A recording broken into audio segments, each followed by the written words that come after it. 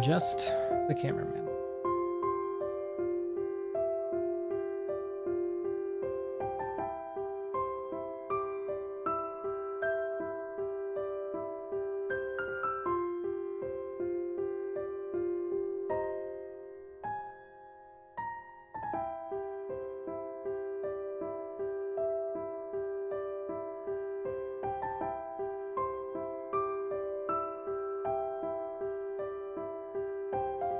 Didn't realize how much shit I was taking part in.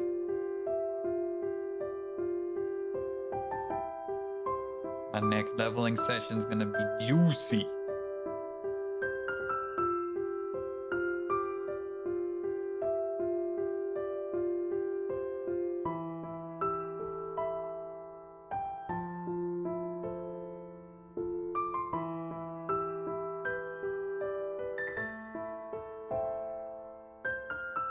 Are you ready, Steph?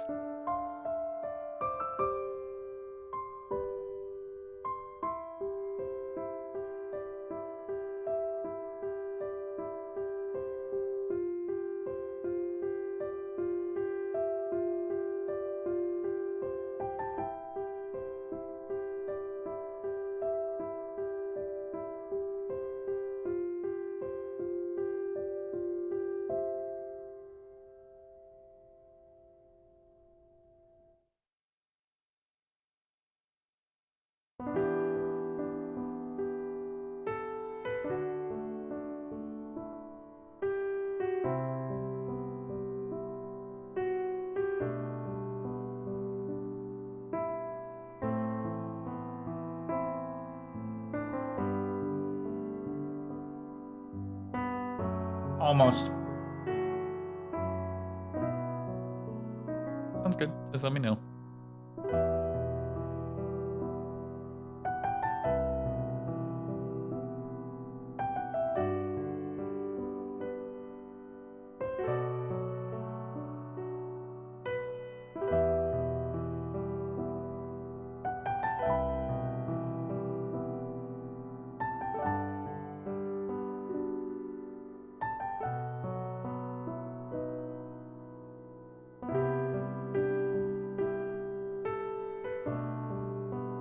Where are you going first? Since I am a Guado, I figured I would talk to Anima first.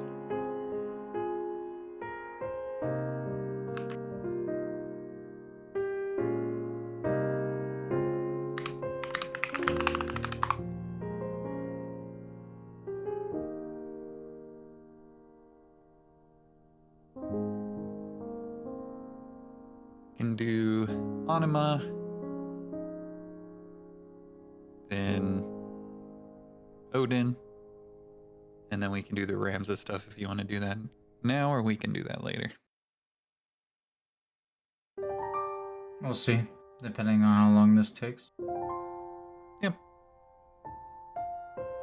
I don't want to run you ragged. I know you've got shit you want to be doing that's not working.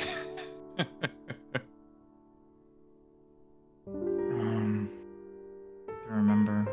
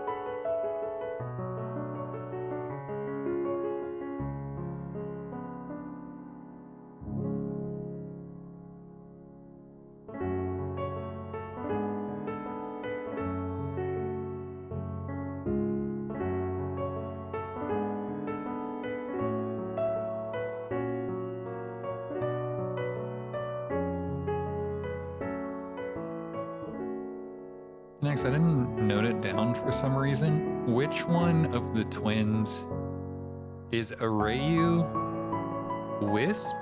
Yes. Okay. Others. Brothers. Okay.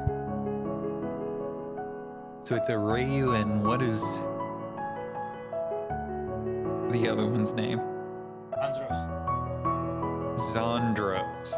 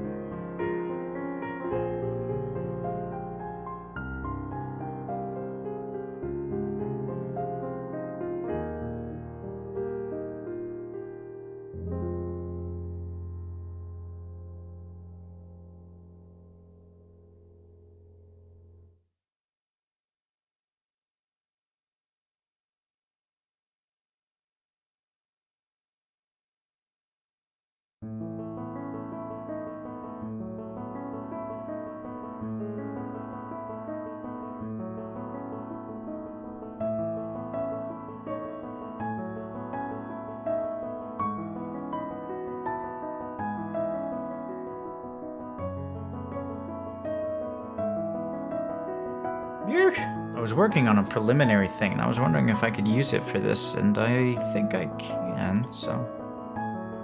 Alright! You here? Yes, I am. Are you ready? Alright. We start the opening scene.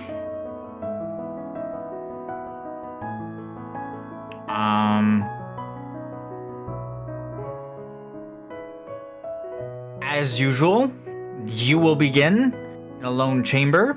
Oh wait, you're not connected. Never mind. We'll wait till you connect. Yeah, I asked if you were ready. I didn't want to connect if you were working on something.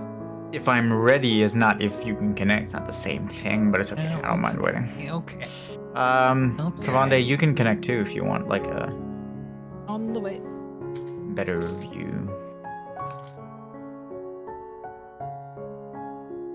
I am looking forward to seeing new Odin, by the way.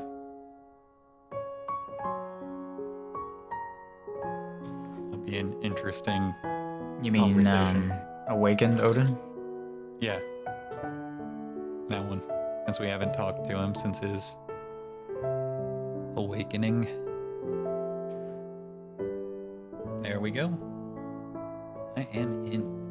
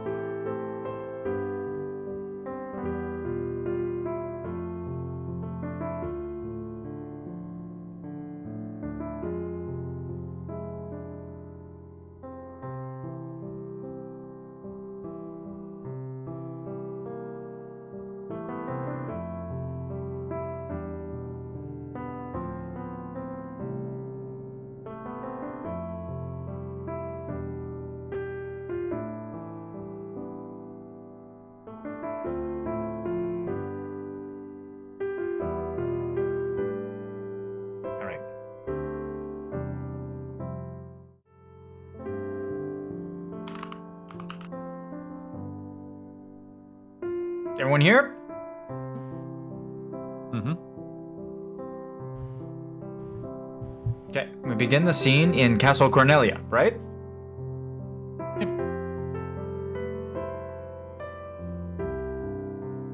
Ooh, pretty. A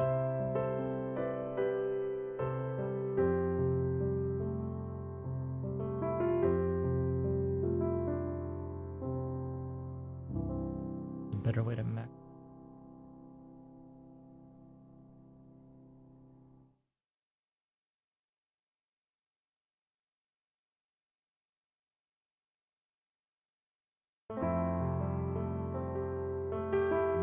The ocean's waves crashing against the cliff line.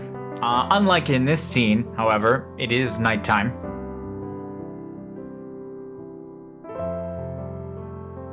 Early night. The sun has just fallen. One could even call it dusk. Once again, the castle is nearly empty. No servants bustling around. Most of them will have gone to their sleeping quarters by now. There are a few very base level people, usually a soldier here or there, a guard passing along the wall.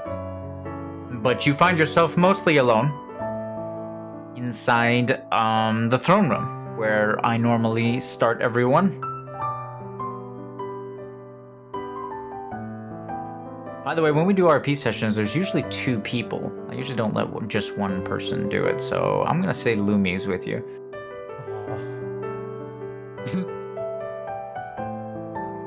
I don't think Lumi would join him, to be honest.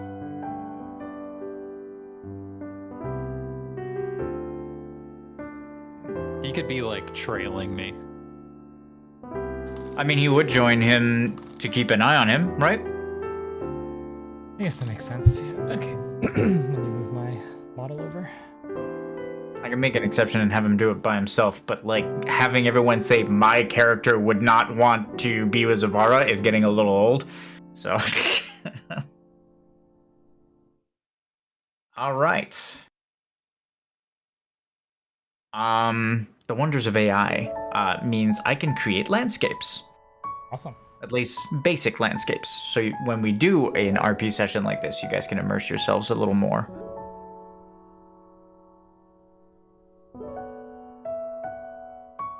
So yes, because Castle Cornelia is mostly empty due to everyone being deployed here, there, or somewhere else, and most of the Warriors of Light out either doing missions, speaking with allies, or just straight up fighting Zodiark or Zodiark's minions in some way, you find yourself alone with with your companion, Lumi, who is obviously being very detached, but you know why. Mm-hmm. But has chosen to accompany you regardless in order to aid you should you need it. Because, you know, ultimately, we're all Warriors of Light. So. What are you going to do first? I'm just going to see if I can contact Ramza and have him carry us there. Since he's a big furry boy now.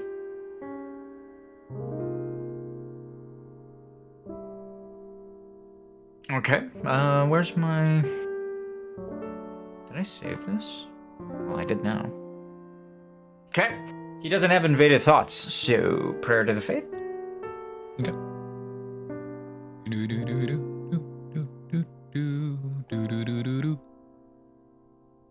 Lol.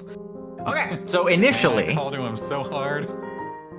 Initially, I was going to argue that Ramza doesn't know how to control himself in that way and probably won't be able to transport you. That said, as you summon him and you request that he help you reach... Where are you going? Baj Island? Yep. As you explain to him where Baj Island is, considering he wouldn't recognize the name, you'll see him just kind of kneel down in an effort to allow both of you to climb onto his back. As he kneels, however, he'll just kind of unintentionally surge in holy power with the image of the island and its location in its mind as you describe it to him. Tendrils, the same as you see when the life stream is channeled, when Spiritus used to channel his soul magic, etc., will just kind of emerge from we'll call him Eden Ramza, or Ramza Eden. And we'll just kind of surround both of you, dematerializing your Firefly makeup and rematerializing it on Baj Island. Critical success. This was going to be a lot harder, but apparently not. Woman. I'll take it. So, instantaneous travel, and I already delete this. It's pretty. And show this.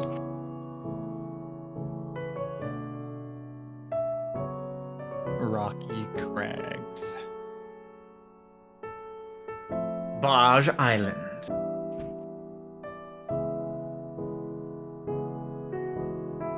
As you rematerialize on the rocky and barren coastline of Baj Island, once again, same sound invades your ears, just water crashing on rock. It's funny how cliff lines all sound very similar.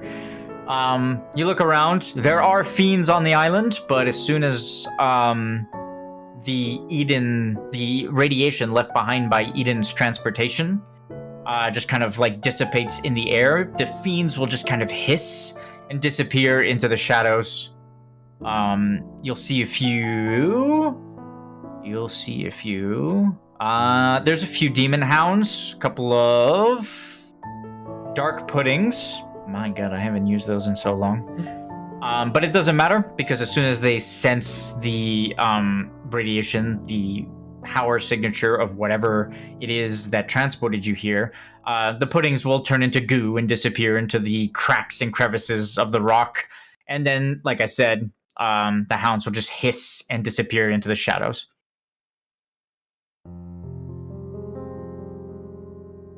Zevara has like a reverence for this place. So he's going to stay in this almost meditative silence as he walks to the shrine where Anima is located. More fiends along the way, bats of some kind flying overhead, first trailing the two of you, but then quickly leaving once they sense the power of the siring spheres in your forearms, and your overall power, to be honest. The fiends will just kind of back away. It won't be long before you reach the center of the island, overlooking a cliff on the north side of it.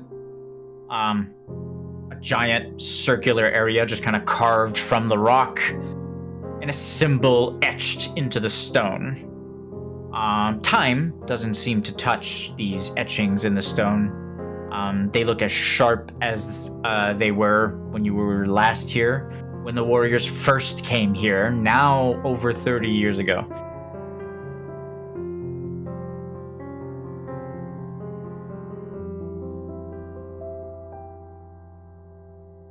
As soon as you reach this Fayth circle, I will specify, fiends that were following you, or that did show some semblance of interest, even though they never really attacked or approached, are nowhere to be seen once you reach this Fayth circle.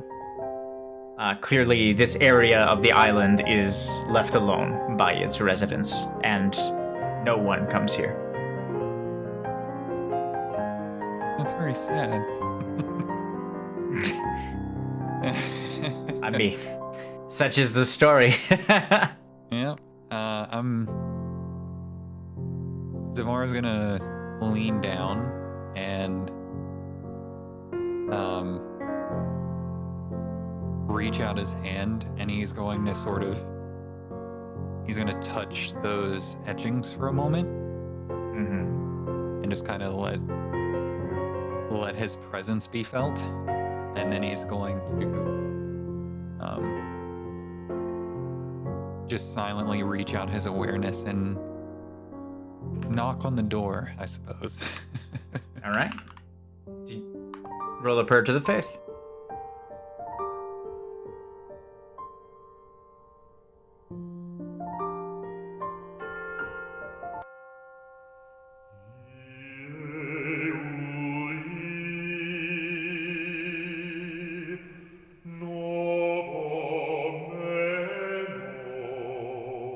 As he hums the hymn of the Fayth, mist covering the island will just kind of part for a moment, and the eerie silence of Baj Island will be interrupted as clouds gather overhead and an anchor just kind of falls from the heavens and crashes into the center of the Fayth circle below.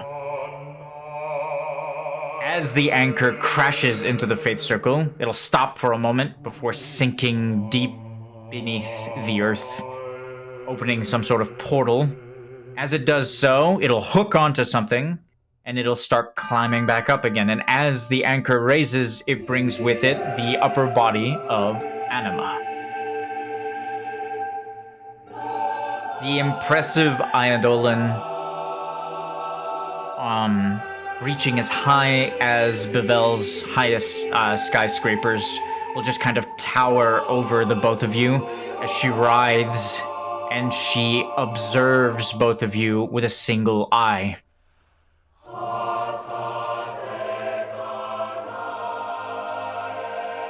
Bandages cover most of her body. One second. And as she completes her summoning, she will let out an echo, a roar, that if it didn't send the fiends flying before, it does now. Why am I not seeing... Oh, that's why.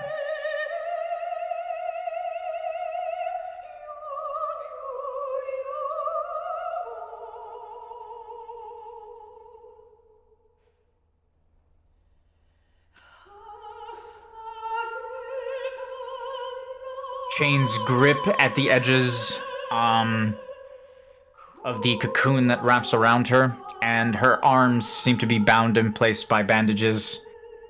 She observes the two of you writhing, seemingly endlessly. No voice echoes from the Eidolon. Just an intense feeling of questioning, of inquiry. Why are you here? This is actually a familiar feeling for Zevara, considering it's how Eden communicated with him.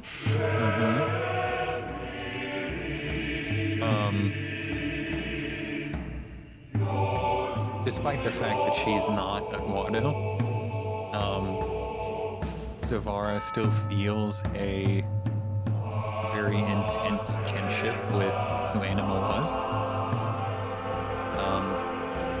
So he's going to extend out, the same way he communicated with Eden, he's going to extend out this warm feeling of like recognition and companionship, with a slightly bitter echo of like, I wish we were meeting under better circumstances.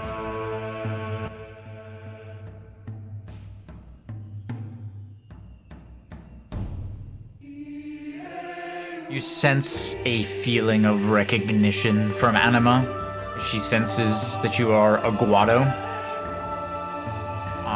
For a moment, you'll feel just kind of Mako radiation just kind of fill the area. A mist, very heavy mist, just kind of rises from the ground. And the elemental alignment of the area will just turn from a mix of water and earth and just completely shear and veer away towards darkness.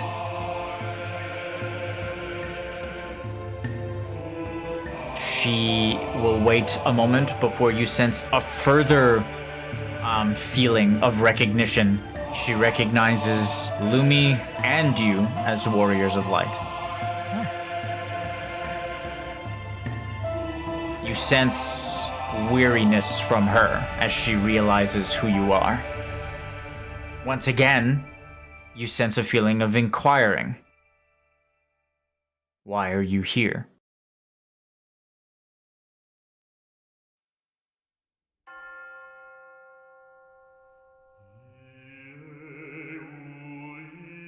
I am unfortunately here because we need your help.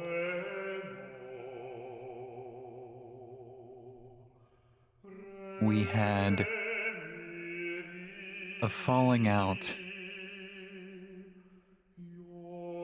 or I should say, I had a falling out with some of our more powerful friends recently. And we have a very important job that is yet left undone. And I was hoping that you would be one of the people that we could reach for aid.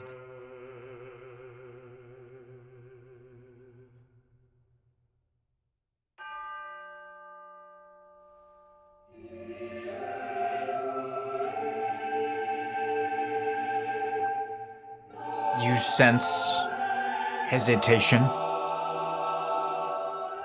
She waits for you to continue.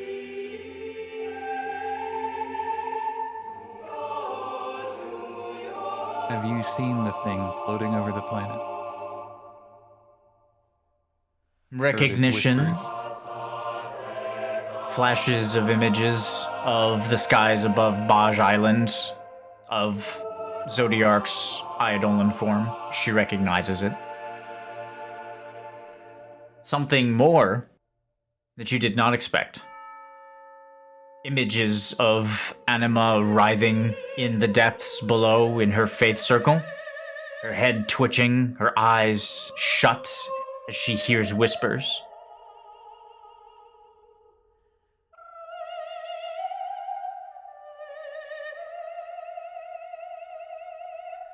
With possession comes pain.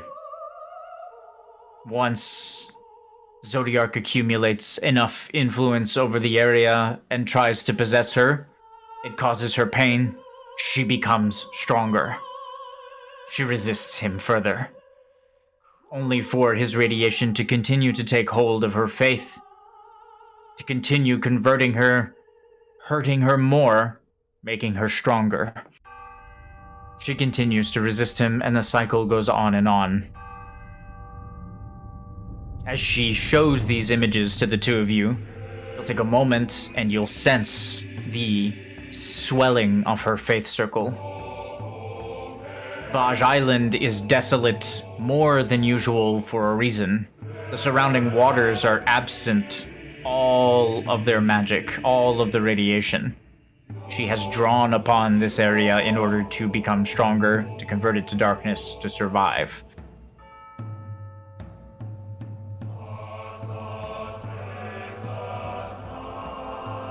That is...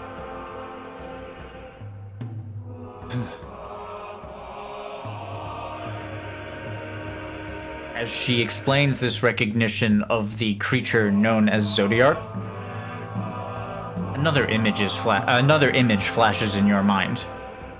Seymour. And a question. Where is Seymour?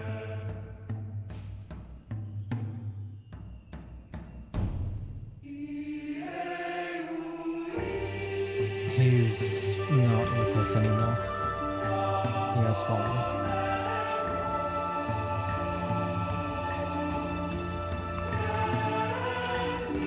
Both of you roll a Constitution saving throw. She does not attack you intentionally. Her sorrow, her pain, spikes in the form of magic. The area becomes, again, swept in darkness, to the point where you will be standing and you'll buckle both to your knees and suffer 300 damage apiece. Not, again, from an onslaught, but just from her cry as she learns of the fate of Seymour Grotto. Every single fiend on the island simultaneously explodes in a cloud of fireflies. The fireflies will fly into the sky and then float into her Fayth, as she just kind of sits there silently after the damage has been done.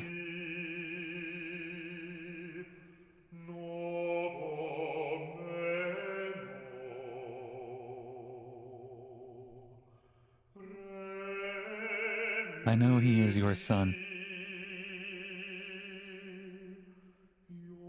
And I do not say this lightly. But he is one of the most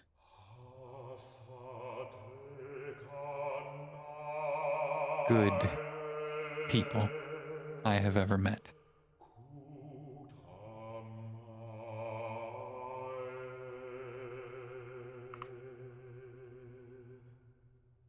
Images will flash through your mind of Seymour in Act 1, attempting to inflict death on the world in order to save it, being influenced by an outside demon, fighting the Warriors of Light on this very island.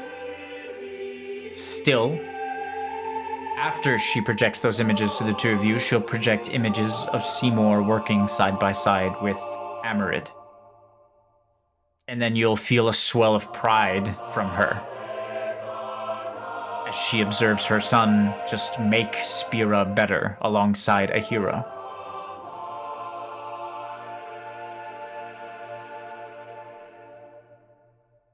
Once these images are done forming in your mind, silence will come from her as she towers overhead still. She'll send one message. Again, inquiry. Images of her son.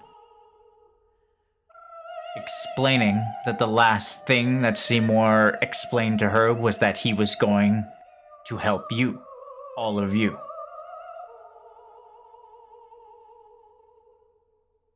She flashes images of Seymour going to Luxarian. And then darkness.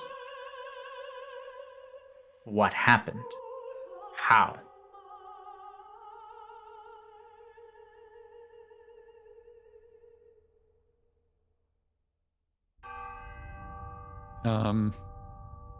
I'm a little fuzzy on the events of that story card. If I remember correctly, that's where Eden hit the Zodiacs with the, like, guilt burst, right? Mm-hmm. Yeah.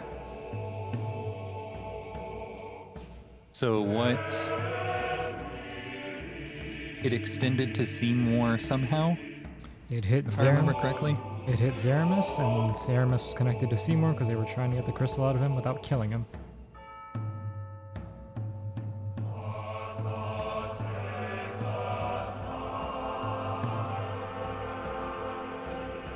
The Zodiacs were hit with a blast that preyed upon their guilt.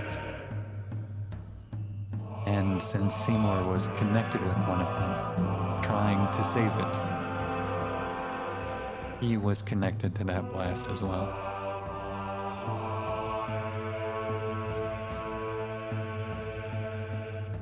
Anima will project an image of a flash of golden light and pain hitting her.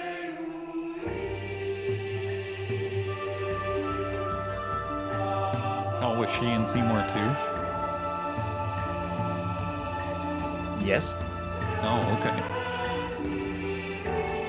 She just didn't see what happened.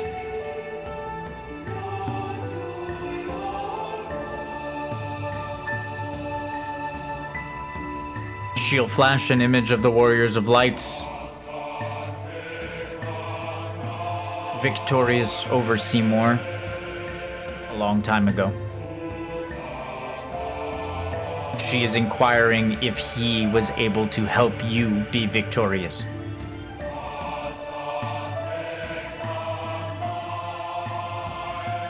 I doubt the world, much less Spira, would be anywhere near the position that it's in. Minus our current calamity, of course, without Seymour.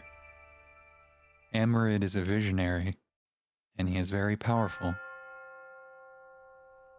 But without someone like Seymour at his side, I don't think that he would have accomplished half as much as he has.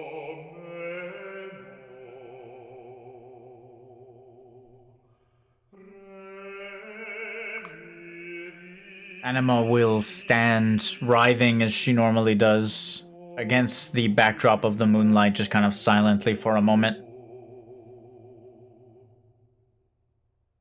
A very dangerous question she asks you next. Who? Who took Seymour away?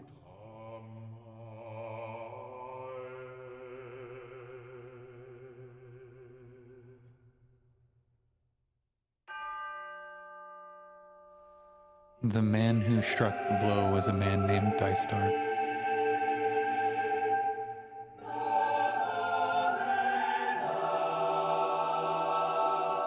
His power was to leverage the guilt of the people around him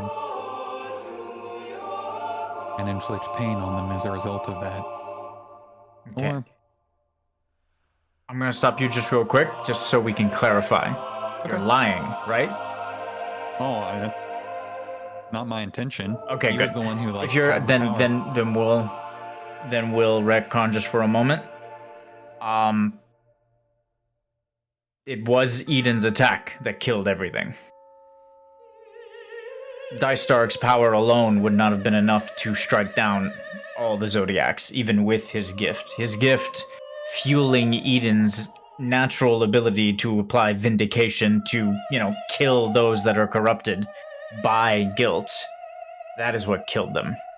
Actually, it's the limerick that Eden had before I modified him. What was it called? I can't remember. Spear of Paradise. Spear of Paradise. Spear of Paradise Okay. is the ability that was used. You would know this, which is why I'm informing you. So if you do want to say what you just said, I need a deception check. If you're gonna amend it, then obviously you can amend it. So what I'll say then is, the attack was initiated by a man named Dystark, and it was fueled by his eidolon. And that eidolon's name was Eden. Again. Fueled by Dystar, launched by Eden. Okay. Fueled by Dystark, launched by Eden. Okay.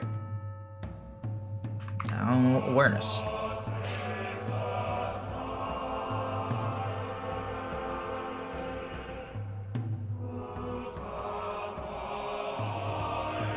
Anima will drop the conversation. You sense it is causing her pain.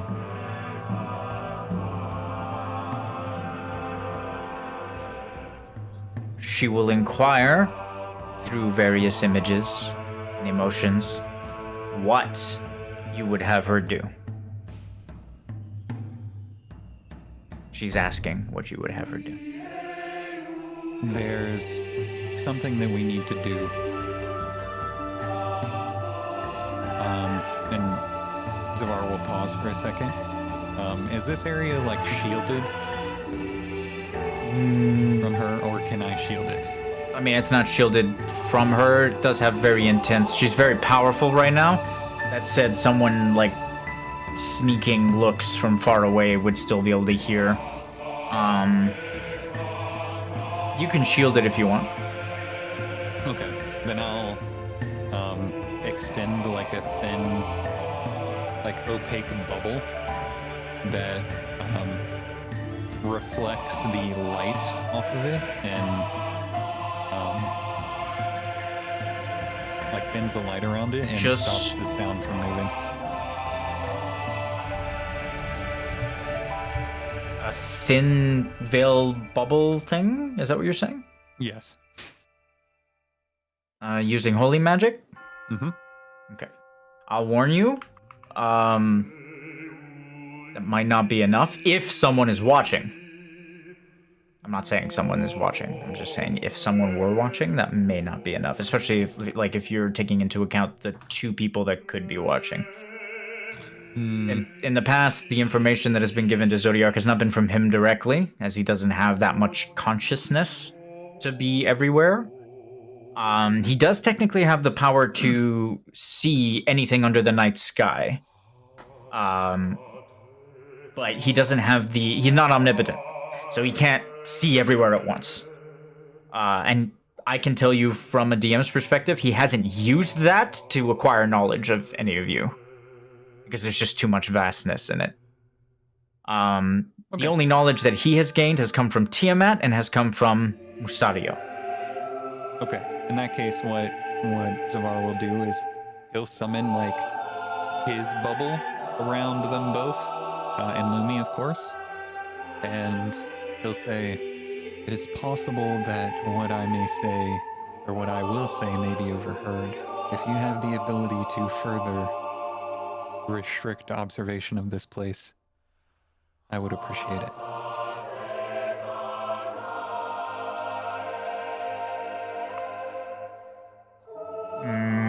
You'll sense confusion from Anima. Such sophisticated magics are not really Anima's forte. Can I have Lumi attempt to reinforce his bubble? And instead of like, I imagine the way Zevara is doing it is he's casting it, but he's not like actively channeling magic into it because he's having a conversation with Anima, right? Like to have Lumi instead just kind of focus all of his attention on making sure that bubble is, what's the word I'm looking for? The opposite of translucent. Opaque? Opaque to any wandering eyes. This is more about sound than it is about vision. Okay. So you'd have to make it like gooey if you wanted sound to not cross it. The problem with the holy element is that it's not very good at doing things like that. It's mostly good at cleansing, deterring, healing, but as far as something like muffling sound or hiding, not quite. Water would be good. Earth would be very good too. Can I attempt to speak with her in her mind directly so I don't have to worry about that? Do you have telepathy? Yes, I do. Okay. You're sure you want to open a telepathic connection between you two? I should probably be able to sense who's with me, huh? Who's with you? What do you mean? Oh, because I'm junction to Eden. I was more asking because of the pain, but I mean, yeah, that works too. I'm already, every time you talk to her, I'm rolling awareness to see if she like recognizes the energy. Okay, well, we'll just have to do the best with what we have. So what we'll do is, like in like noise dampening cabinets and stuff, what they do is they'll have like an opening with a hole in it, and then they'll have like an encasing around it with a hole in a separate spot. So it makes it hard for sound to reverberate out of it.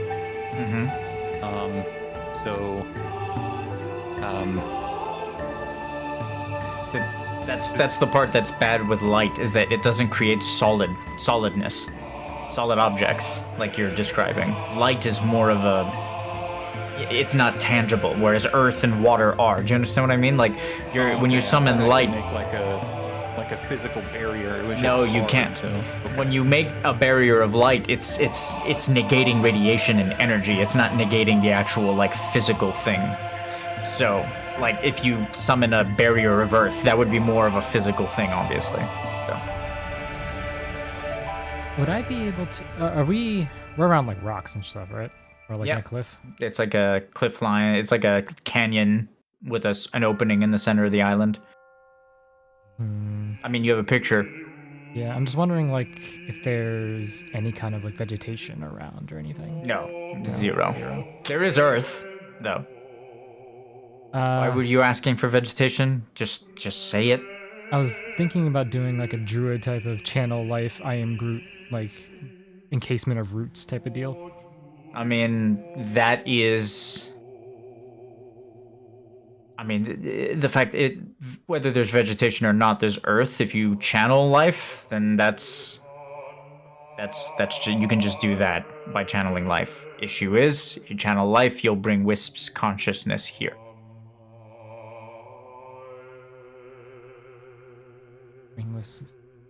Can I manipulate other things using Arcana, or is it explicitly light? Well, no, you would if you had access to it in your kit at all. But right now, as a priest, you're wholly just a practitioner of light-based magic.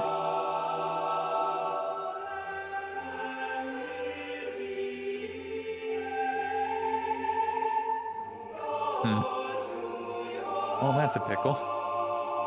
Yeah, I'm giving you guys time though. There's no rush. Yeah, I'm just trying to go over like any possible consequence to bringing this consciousness here.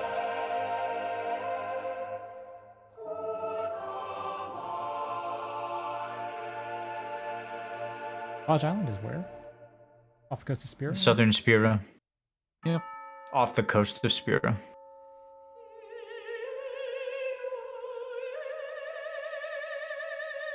Technically, you probably should have gotten permission from Emerald to be here. I'm also rolling awareness for that. Obviously, Amrid won't hurt you guys if you're here, though. He might show up. Just want to be involved. Well, there are runes all over this island. You haven't rolled high enough to sense them. There are runes all over this island. Amrid's spoken of them before. He protects Baj Island because it has the Fayth circle of two extremely powerful Eidolons. One of them happens to be his soulmate, but not in a weird, like in a best friend kind of way. You know what I mean? So he doesn't want anyone approaching this island without permission. Yes, Fenrir's Fayth circle is here as well as Anima's.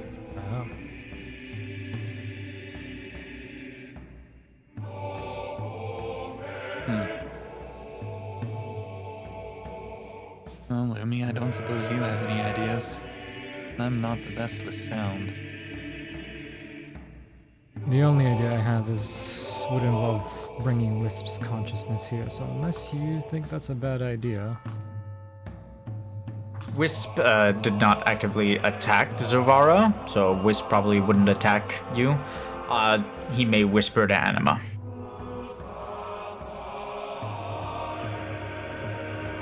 I'm being very forthcoming. I shouldn't be, but I don't want you guys to get screwed over. Not out of spite, but out of like just kind of pure honesty. Anima, he carries the Eidolon that killed your son. So can I take a second, and what I'll do before I try to do anything else is I'm gonna lift up my staff. Okay. Your staff of Osiris? Is that what it is? It has illumination at all times. Yes. And I'm going to pulse my power through it.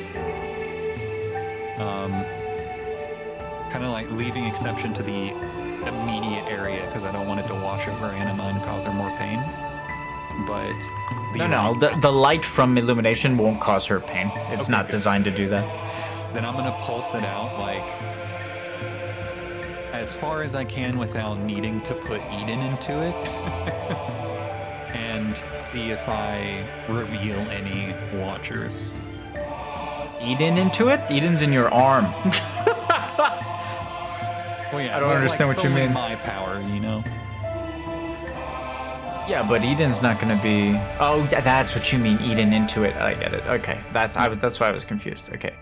All right. Well, if it's just your power, you just need to tell me you're not channeling your Eidolon, then that's fine. So, roll Arcana if you want to. Again, it'll be your power as long as you're not like siphoning from Eden. Anima won't discover Eden any more or less than if she would naturally sense it. That said, it's difficult for her to sense anything right now. She's in a lot of pain, and she's roided up quite a bit right now. Which is also why I'm being honest with you guys, because honestly, if something bad happens, she could annihilate both of you. What is it with you guys and going on the metaphorical sun all the time?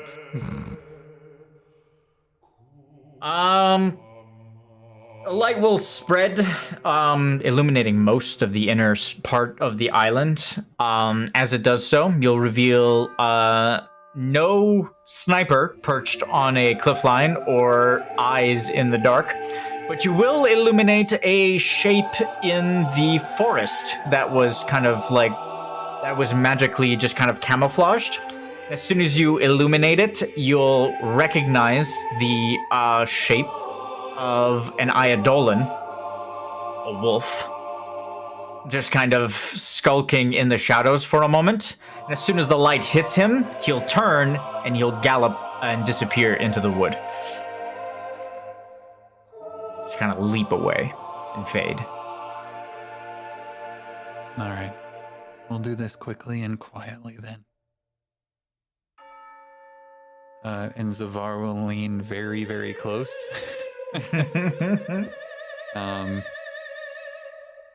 And he'll do that kind of breathy whisper that doesn't carry very well. Yep.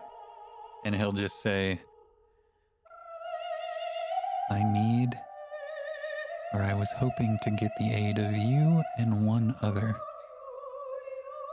to engage with his current form while we dealt with his true form.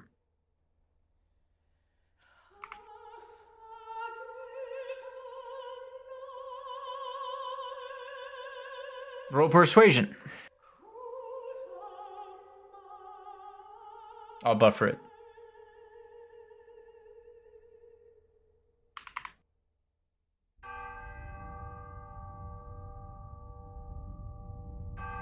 Agreement will echo in your mind, mostly stemming from a sense of honor, bound to those who gave her son a second chance.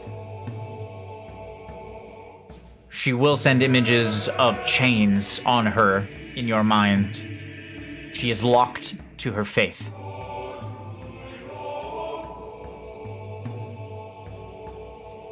She'll send an image of a glowing blue orb, which you guys will recognize as an Aeon Soul.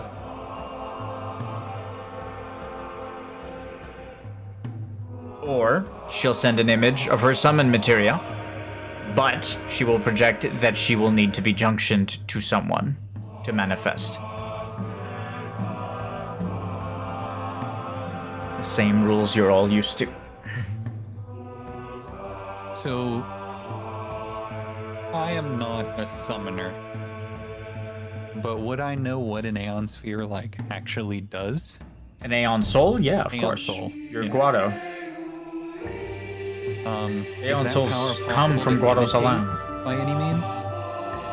Yes. For a Guado and a Summoner and a few other disciplines, Invoker, etc. Requires a lot of power. You won't be able to do it without tapping into Eden.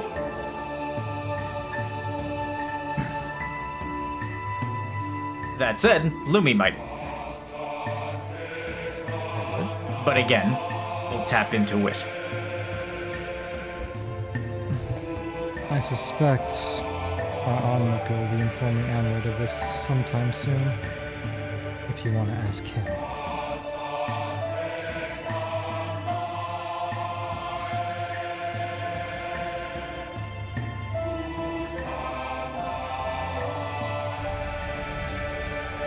I suppose it would be rude to leave him out, wouldn't it?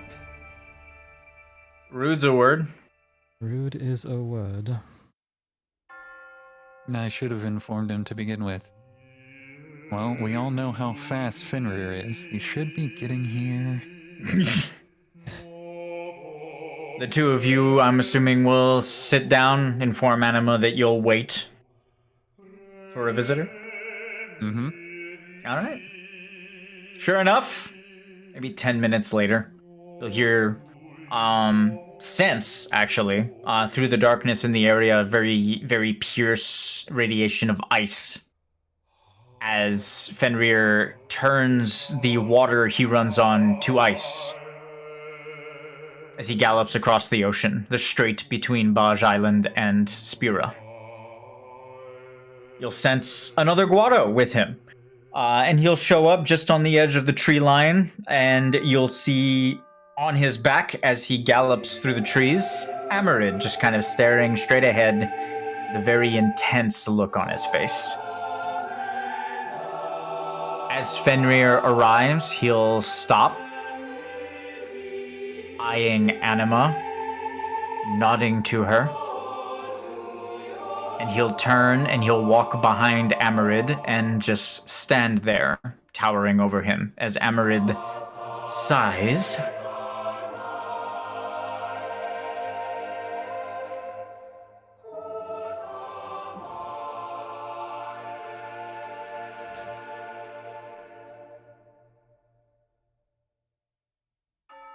I wish I could say that it's good to see the two of you. But alas, I would be lying.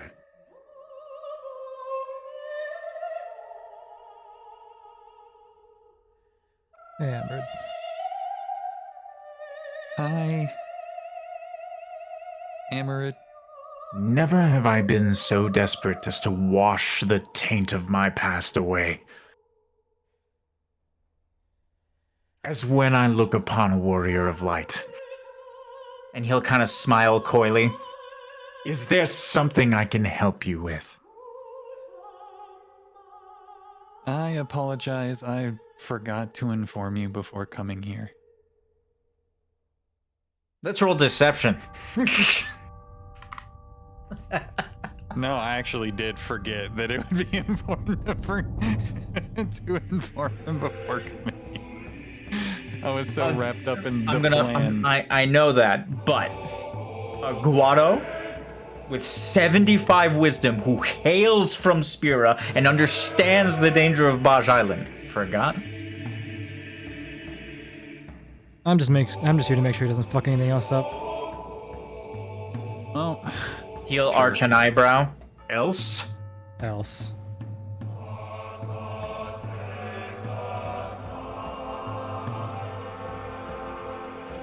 He'll look at you with a deadpan look as you say that, and he'll say, Yeah, forgot. Sure. I'll forgive you, as Grand Maester of Spira, if you tell me right now, no lies, why you're here. oh, never mind. I rolled high enough. Give me 1 second. Not for Anima. Don't panic.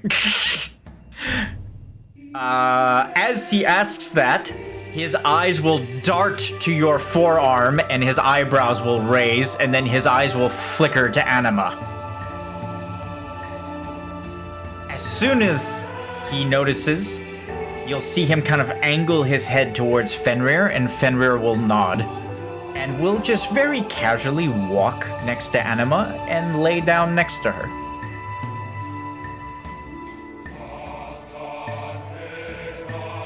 Explain everything within reason.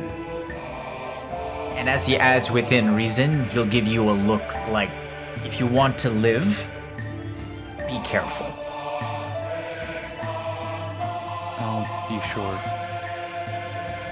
I was hoping to enlist Anima's aid and warn others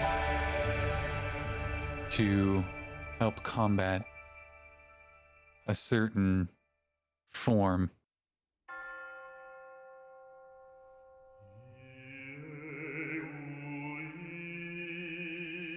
He'll stare at you as you talk to him, and then his eyes will flicker to Anima's. And you are okay with this, great Anima?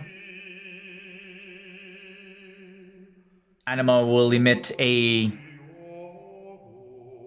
howl, but a very quiet one, almost as kind of implying her willingness to go, as she sends images through Amarid's mind of her fighting alongside the Warriors of Light. Amarid will wince as she says that.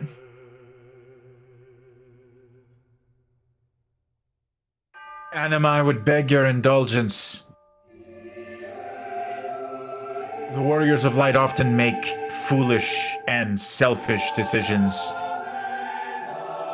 And on more than one occasion, I have been a part of those decisions.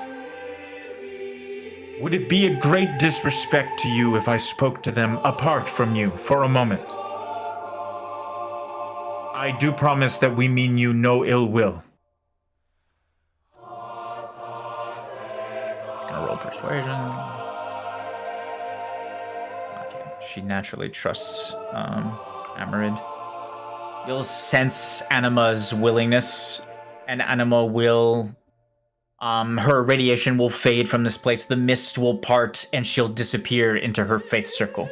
As soon as she disappears into her Fayth circle, Amarid will extend a hand, and his eyes will become bright, bright blue as he taps into his arcana and places a soothing barrier. You'll see the outline of the Fayth circle will start to glow, but instead of glowing with the familiar gray-white of Anima's power, it'll just kind of have an energy that is, again, the same color as Amarid's eyes, just kind of snake into the outline of Anima's Fayth circle as he prevents her from being able to hear anything that is occurring currently. As soon as he does that, you'll just kind of sense hot breath on your neck, and you'll look over and realize that Fenrir has approached you, and his teeth are bared, like, right behind you, and he's growling at you. Both of you, actually, over both your shoulders.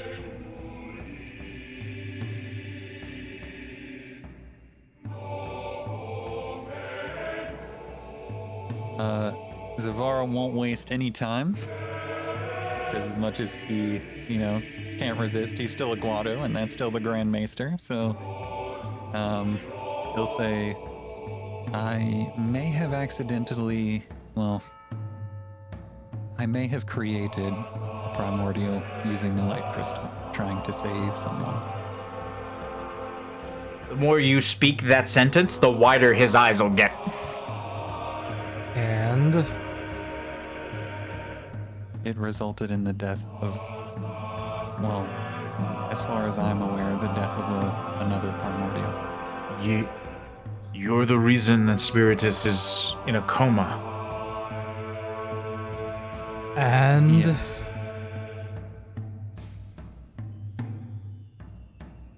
And the other primordials also hate me. and He's gonna start running out of you. What's the last and? I think he's cleared everything. He's declared everything. he hasn't declared that he broke the light crystal. Oh, yeah, that's true. Never mind. There's another and. Oh, and the primordial may or may not be the replacement representation of the light. Okay, I just need to roll it. I'm sorry, I just need to roll a few con checks and... Fenrir stops growling, and you'll see Fenrir just kind of back away from the two of you. You just kind of look over your shoulder, just kind of curious why Fenrir's backing away, and you'll see that he's looking at Amarid with concern. As he just kind of backs away and just kind of puts distance between him and the two of you. Amarid's eyes are still glowing from, like, holding on to this muting rune over Anima's Fayth, but they're glowing much brighter and deeper. You can tell that he's kind of working on just kind of holding it in. Lumi takes one big step to the right away from Zevara. So, regardless, I have no idea what transpired, what reason you did all this, or what you're doing to try and fix it. I'm going to assume that you did not kill a primordial intentionally. Because if I thought that, then I would just arrest you, here and now. But I don't. Usually when things like this come about in the Warriors of Light, it's just a result of ignorance or greed. I don't know which one it is, and I don't want to know. But the part that interests me is that you came to Baj Island wielding the murderer of Anima's son, and you're asking Anima for aid while just casually having that thing junctioned in her presence.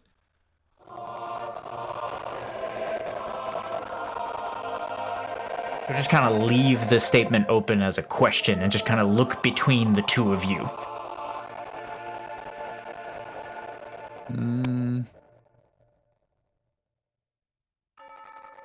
Maybe one of these days my good ideas will outweigh my utter stupidity? Doubt.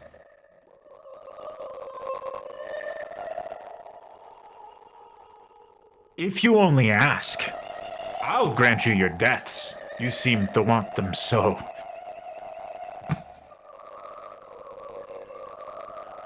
Out of character laugh. I'll assume, however, that you don't. So I will suppress Anima, calmly, gently, until you leave. And once her consciousness returns from the rest I have put her in, I will explain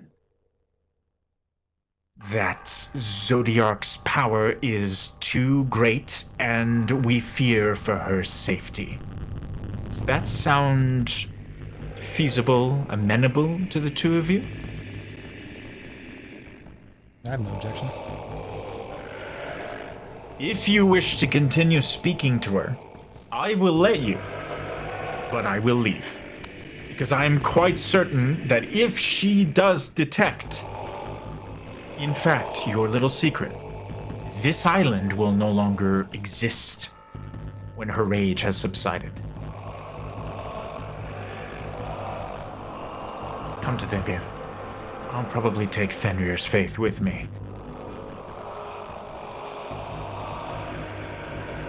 With the current sequence of events, if you have to leave her, that may be a good idea anyway. I have been monitoring the radiation, the Mako radiation levels on this island. It has been within parameters. It's regrettable that she has to go through this much pain, but there is simply too many things occurring all over the jewel for me to expend any time on an Eidolon that can essentially survive on her own. There's nothing I can do. Even if I take her summon materia, I cannot shield her from the influence he has over her. There's nothing I can do. Unless one of you would like to take Anima and have her junction to you in order to protect her. But I sense from the primordials in both your arms that that is a no. You would be correct. And there's nothing more that you or I can do to help her. Now, if you bring her on this already, even if you had not the creature that murdered her son in your arm, I would advise against it. Anima is a very unique Eidolon. If you bring her into the nest of vipers, she will feel pain. If she feels too much pain, she will be effective against Zodiark, but she will be just as effective against all of you. She will not be able to discern ally from foe once her power reaches a certain breaking point, of which I have not yet seen in Anima. But I'm afraid that Eidolons that have not ascended to the Lunarian version of themselves, the primordial magic, they have a much more difficult time holding on to conscious decisions, to sentience, when they channel too much of their power. Anima is no exception. So yes, she is an effective weapon, one that can turn on you, just as easily as it can help you. But you've added another layer of danger by bringing that thing. And he'll just kind of motion towards the Sire Sphere in your arm. Have you observed that Eidolon's Fayth yet? As he looks at your arm, his brow will furrow for a moment as he just kind of observes it and tilts his head. Not since I built it. What do you see? I see bleeding. Unlike anything I've ever seen before. That's strange. I have never seen this before. The runes that make up the Fayth circle, or the... It seems more... The runes are not organized. They're sporadic across the tree, and there is energy bleeding from the cracks. The energy bleeds for but a moment and then is drawn back in. Creates a dance of lights that's almost pretty, if it wasn't so concerning. I've never seen this before, and I have no idea what it means, but you should take a closer look at the primordial in your arm. It poses a risk to those around you if something happens, and more of a risk to you, because you will be the first one that feels any flood of power that is unleashed. Should those runes start to disintegrate, or Eden surges in power somehow, He'll shake it off as he just kind of forces himself to look away from the sphere in your forearm. as for Anima, make a decision now. I won't force you to leave this place. I don't have time. I have too many things to take care of, with the end of the world being nigh and all. I don't have the time or the energy to expend in a battle with the Warriors of Light to force them to flee Baj Island. So make the choice, and I will leave you to your fate.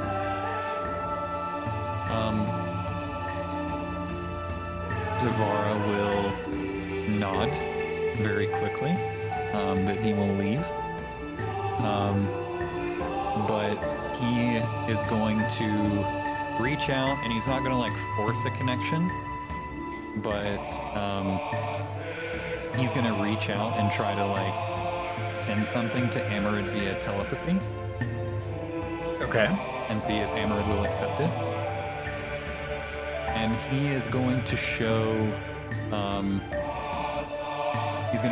Amarid the markings, since he's at 102, that were on Lumi's hands, where he was holding a Pyre. And he's going to say, with markings like that, do you think the soul could have been destroyed? And if not, would you have the means to find it? Amarid will look impatient as you try to make a connection with him, and you'll sense him just kind of immediately want to brush you off. Curiosity will get the better of him, and he'll accept your image, and you'll see him tilt his head again. Once his eyes continue to glow, there's no pupils, they're just bright blue as he continues to hold this muting barrier. And he just kind of tilts his head, and you'll see him close his eyes for a moment as he concentrates. Radiation burns. These were on Lumi? So he says. Before Spiritus dissolved from his primordial form, Lumi says he managed to cage his soul in life energy. He took the form of With briefly. And all the primordials seem to think that he is definitely dead, but nothing I see in that signature indicates that it's shattered. And you know as well as I that leaving a soul on its own results in only one thing. And I would not wish that upon anyone. Leaving a mortal soul. I don't know how Lunarian souls work. That said, those are radiation burns, and they almost look like hesitation burns. As in, something was traveling at a very high velocity towards Lumi, and something protected him. And the only thing that was left behind was the tiny, minuscule particles that continued flying as the main body was intercepted. You, he'll point to Lumi, are probably lucky to be alive. Though I don't suppose that's a surprise, being a warrior of light. Chances are, with this much radiation, you were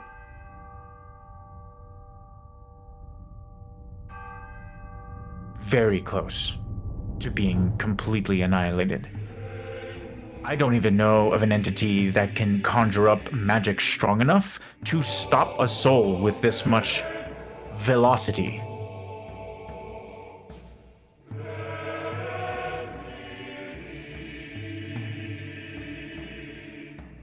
Can you tell which direction it may have gone? Judging by the splatter pattern, it was heading straight for him, and then it completely veered away in the opposite direction, almost where it had come from.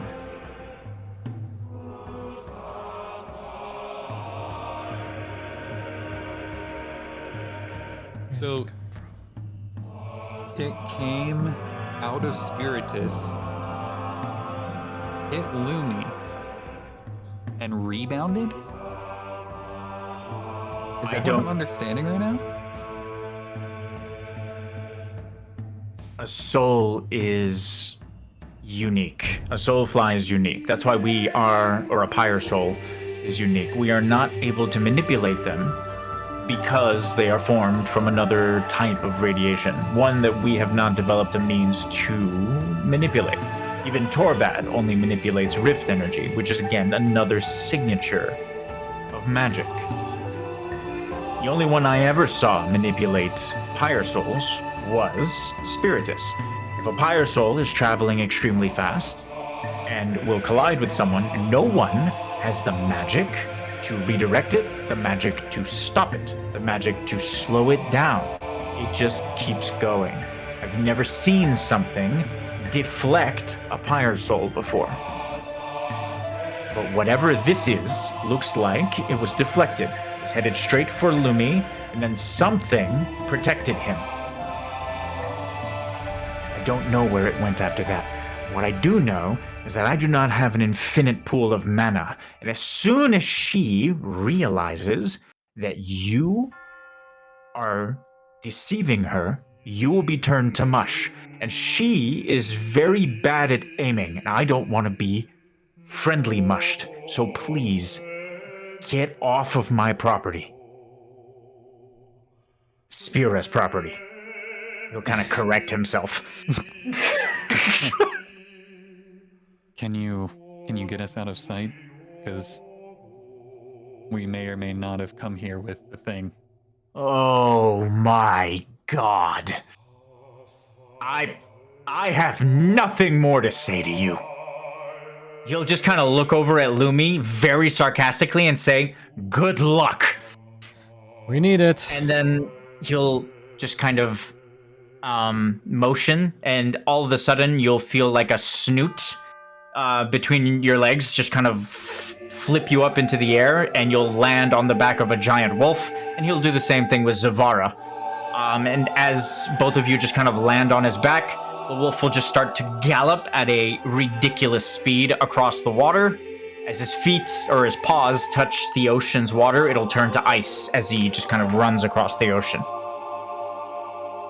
As you guys are leaving, Amarid will yell to you, "Tell him where you're going," before you disappear, before he just kind of fades away, his voice fading into the distance out of sight. You'll see him release the magic, Anima reappear, and you'll see Amarid start to talk to her again in soothing tones, but you guys are far enough away that she will not be able to sense you from this far away. Fenrir stays quiet and just kind of gallops ahead out into the open sea, waiting for you to tell him where to go. Well, I think we have to figure out the Ramza thing now, don't we? You have another Eidolon you wanted to go speak to with? Yeah, but that's on Nova, isn't it? Or... No. Oh, okay. You don't know where he is. That's strange.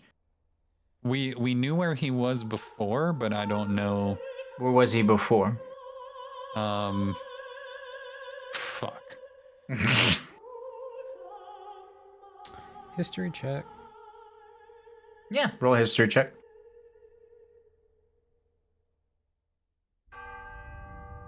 Can I get a bonus because I am El Guado? Yeah, I guess you'd kind of know where Fayth circles are. Yeah, roll advantage. History.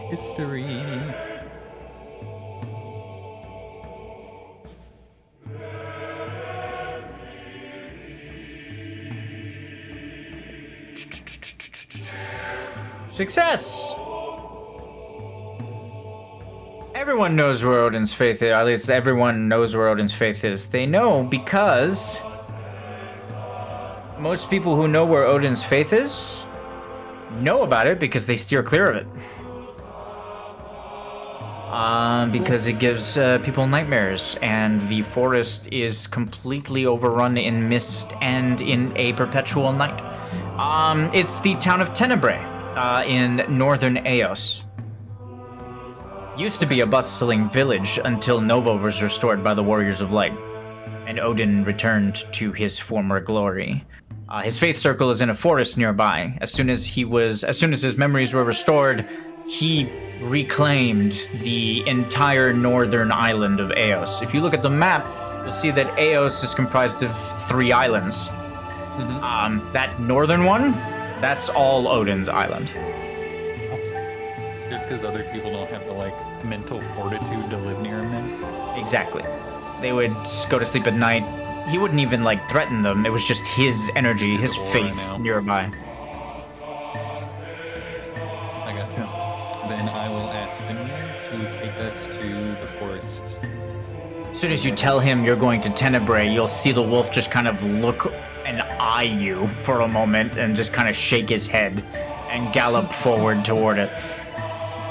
Are you actually going to talk to the leader of Eos this time, or? Since I'm not being teleported and I have brains this time, I will. Man, doing this after a fucking eval. Poor Easter feels like I'm bullying him, but I'm not. Dude, the soup in my brain right now, you have no idea. It's so funny. I'm going to contact. I probably had contacts in. No, I actually sold. No, I sold the Kingsleif some weapons way back in the day. Yes, that may you or may did. not have been I from remember. Rin. Yeah, So I remember. I will give them a call and see if they can put me in touch with somebody who can give me permission to go to Tenebrae. Okay.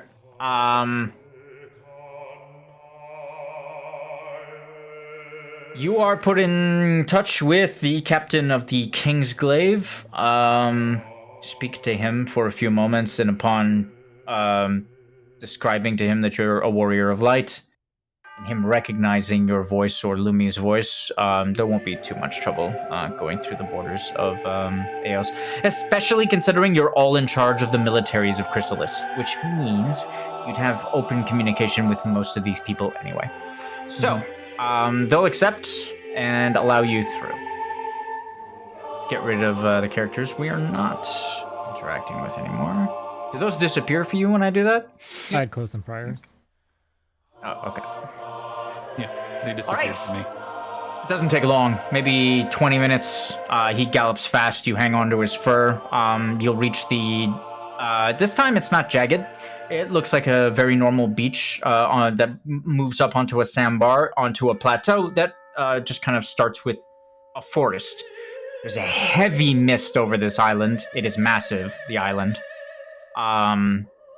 And as he just kind of lands onto the beach and lowers himself for the two of you to get off, I didn't have his voice loaded, but I do want to say something.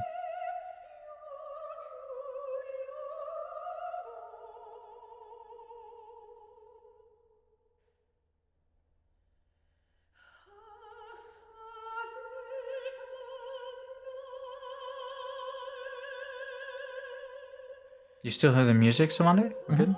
Yep.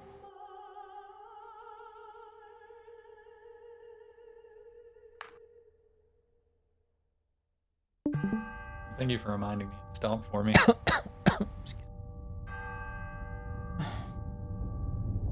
As he turns to leave, Odin will turn, or not Odin, Fenrir will turn around for a moment and look at the two of you.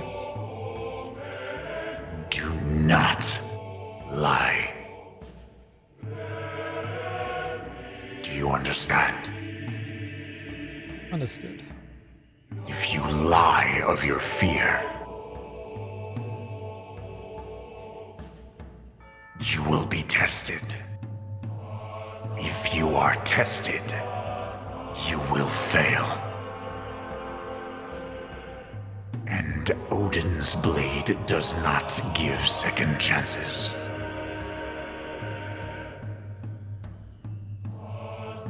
Can you tell us anything else about him? Since his awakening, he is stronger.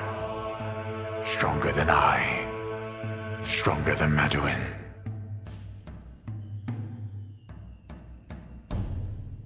I believe that his suppression was not of Nova's making, but of Maduin's.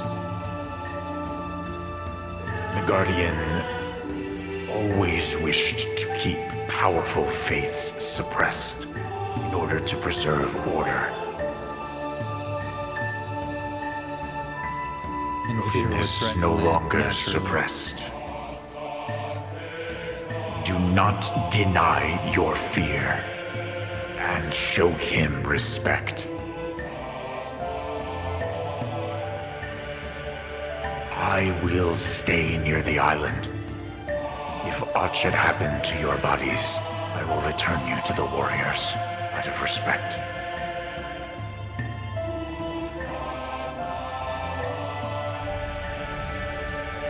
Thank you, Fenrir. That means more to me than you can know. Thank you. Oh, one more thing. Do not lie about your friend. Odin will motion towards your forearm.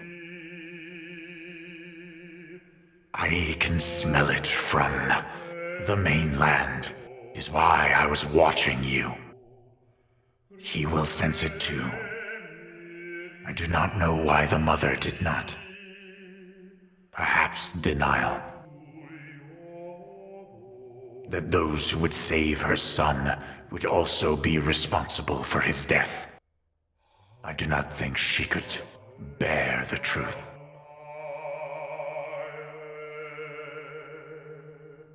Be safe, warriors. Call to me over a carcass, should you need aid. And he will gallop away, and as he does so, again, the ocean freezes under his paws as he gallops across the ocean.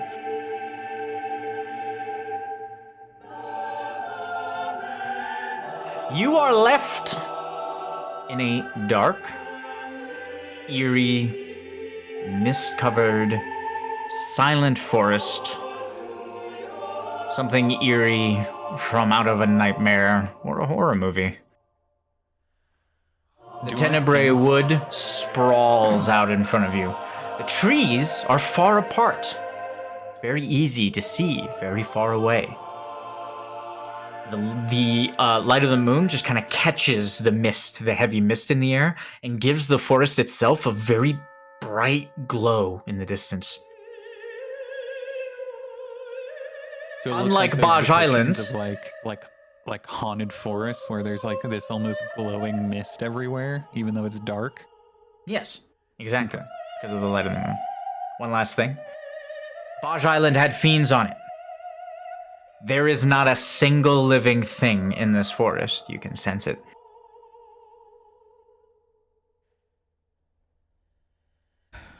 In that case, it You're was- Guado, right?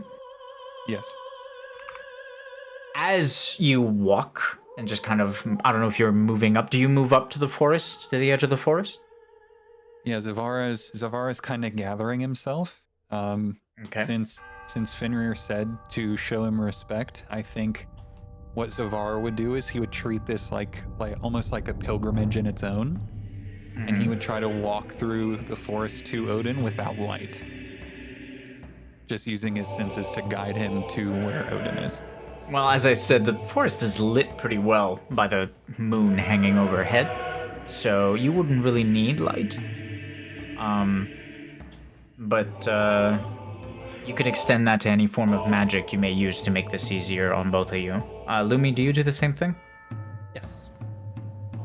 Once you reach the edge of the forest and you're about to enter the forest, as a Guado, you'll sense magic beneath you. just kind of like a concentration of magic as you step foot on the forest's edge. You can either continue forward or you can try and look down and see what it is. I sense what, sorry? At the forest edge? On the floor, on the forest floor, so like the ground, Uh-huh. you'll sense a concentration of magic as you place a foot within the forest, beneath your feet. Mm-hmm. You can either look down and try to figure out what it is, or you can move forward. I'm just going to move forward. Okay. Do I sense this too? Or is it just him?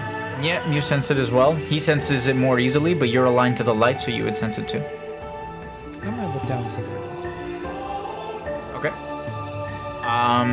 There isn't anything physical. You place an open palm over it, but you can sense like an accumulation. It wouldn't take much to reveal what it is, though, probably, if you could figure out a way to reveal.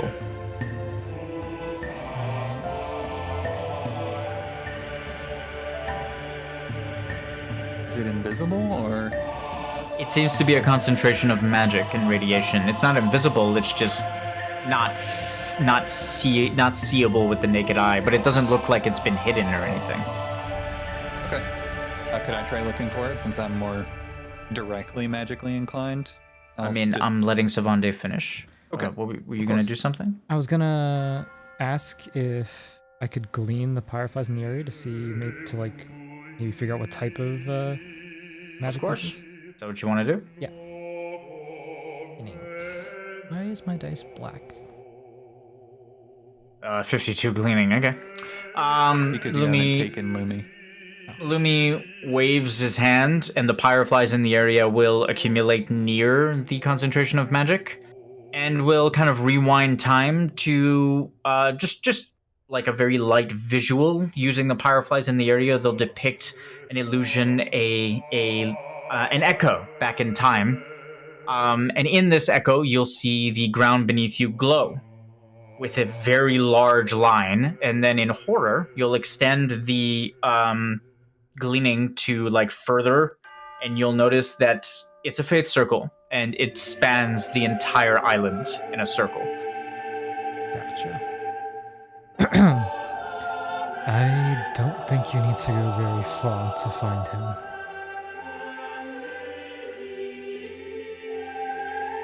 Well, And that before you case, speak to we'll- him, what do you plan on saying? We barely know this Eidolon.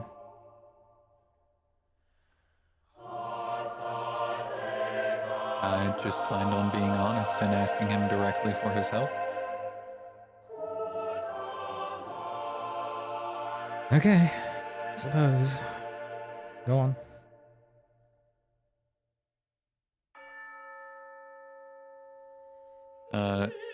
Zevara will take a deep breath and he'll remember what Fenrir said. And about not denying your fear. So as he looks around and takes in Amarid's previous hostility and the warrior's previous hostility, he'll stop for a second to think, and he'll say, I am terrified that I will be alone again, and that I won't be able to really save my friend. And he'll step forward and start walking.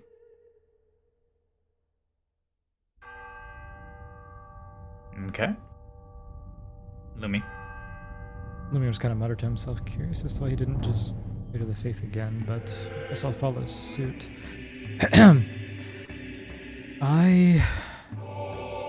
I'm afraid of losing those I hold dear again and again and again. Of not being strong enough to protect them. And he'll walk forward. You'll take a few steps into the forest, and the first thing you'll notice is there's no wind. There are no birds, there are no crickets, there are no bats in the trees. It's a very eerie stillness that makes you feel like you're in another world. As you continue to walk forward, you'll just kind of scan your eye line, the horizon, the glow amongst the trees, looking for, your warriors of light. You're looking for predators. You're looking for an ambush. You're looking for anything that might harm you. You just kind of scan over the horizon for a moment, and as you're walking along, trees will pass by you in your field of vision. And after a few moments of just kind of walking, one of the trees in the distance, as it passes your line of vision, will reveal a silhouette, a dark shape, mounted atop a horse. His cloak just kind of sits still. He's very far from you, a silhouette very far away, standing perfectly still. It just appeared from behind one of the trees without any movement.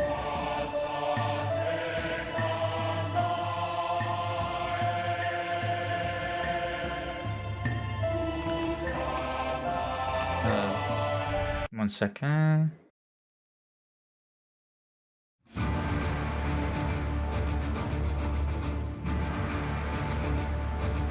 On recognizing the shape, Zevara will give like a showing respect, right? Give him the bow like a. He's very far away, keep in mind. Oh, I'm He's sure He's watching you from very far away. It's very eerie how far he is. He's, like I said, I'd say about maybe 50 feet from your position. Just kind of nestled amongst the trees, silhouetted against the glow of the mist in the forest, just watching you. I'm gonna give him a very deep bow, but like keep my eyes on him, and then continue walking towards him. Maybe I'll give him the horse whinnies a bit, just kind of shakes its head. It's got very pale, dead eyes, just kind of staring forward at you. And as you begin to walk forward, the horse will just kind of move forward one step and stomp its hoof on the ground. A very active sign of just, that's far enough.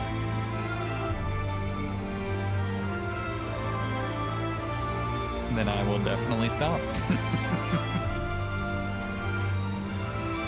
Lumi will give the figure a farseer formal gesture, and then just kind of, you know how in Japan they sit on both their knees? We'll go to that position.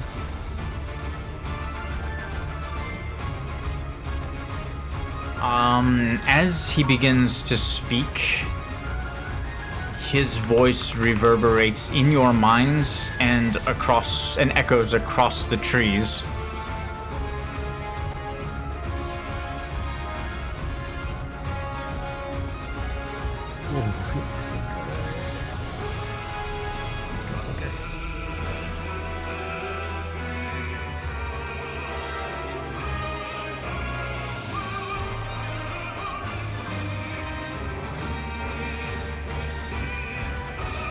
Your magic. It echoes across my land.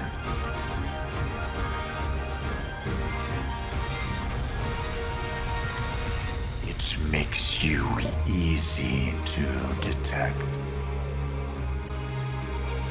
Why have you come here, followers of light? Why are you in my forest?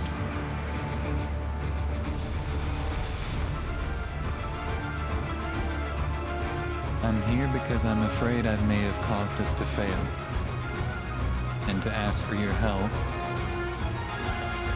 in case we can succeed yet.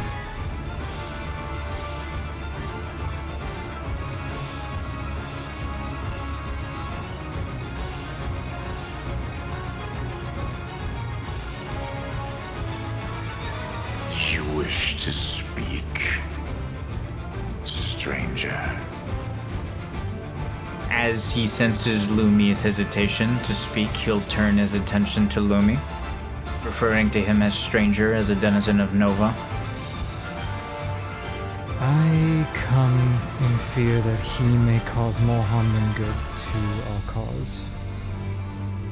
And that in speaking with you, despite our minimal, if non-existent relationship with you as a group, comes off as, what's the word I'm looking for? Disrespectful? Might be wrong. Desperate. Desperate is a better word.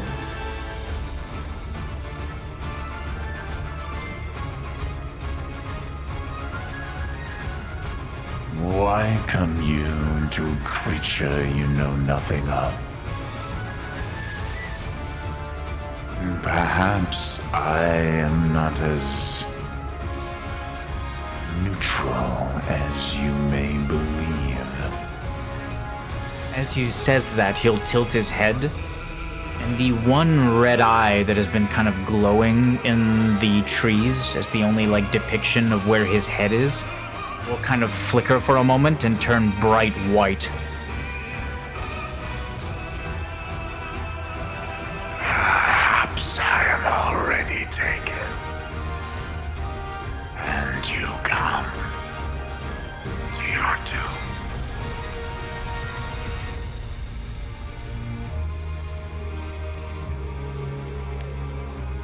Well, that is a possibility. I believe it stands to reason that if that were the case, we would already be dead.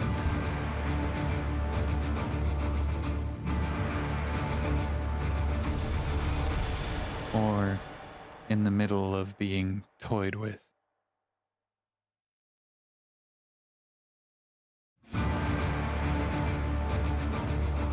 Perhaps you come into the den of your enemy.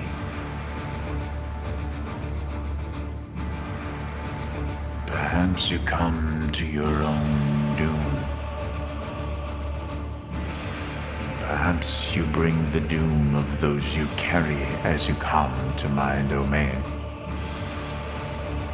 Both of your arms will begin to glow with your siring spheres, and a very distinct light will just kind of separate itself from your forearm. Green on Lumi's end and hover high into the forest, and white on Zevara's end, hovering high into the forest. As that happens, the two lights just kind of hover side by side out in the open. You look at your forearm, and the light inside your siring spheres in your forearm, they're both gone. The horseman will draw one blade, kind of shimmers in the moonlight as he just kind of extends it out.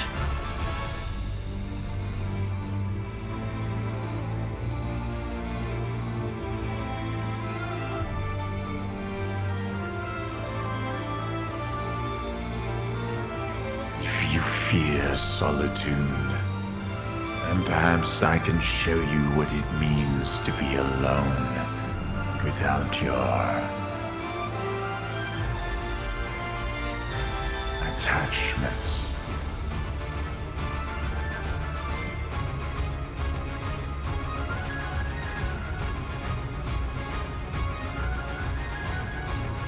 As he draws his blade, he implies that he can kill both Wisp and Eden. And just kind of waits silently, extending the blade and pointing it to the two spheres.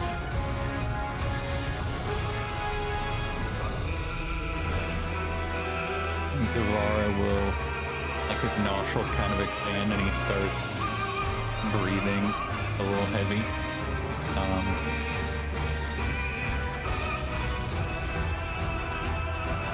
I gave a lot to save me.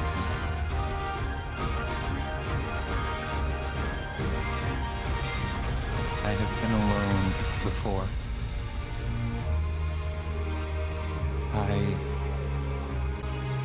The futility of it.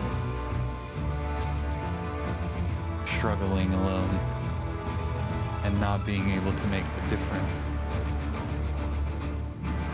I thought I could just go out and solve the world's problems by myself.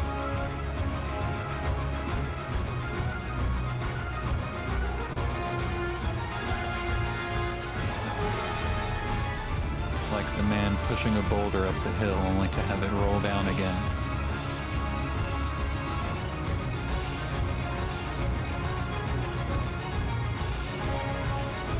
I would do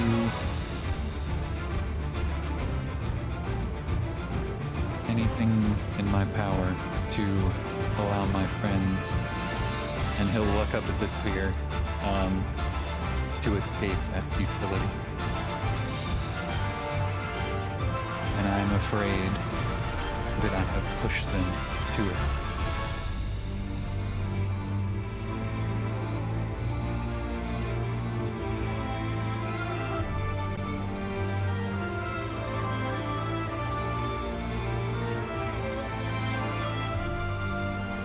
The spheres will fall back down and hover in front of both of you.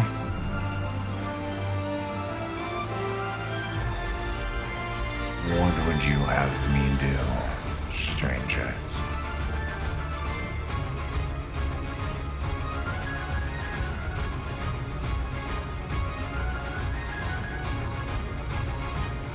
The creature that's been whispering to you,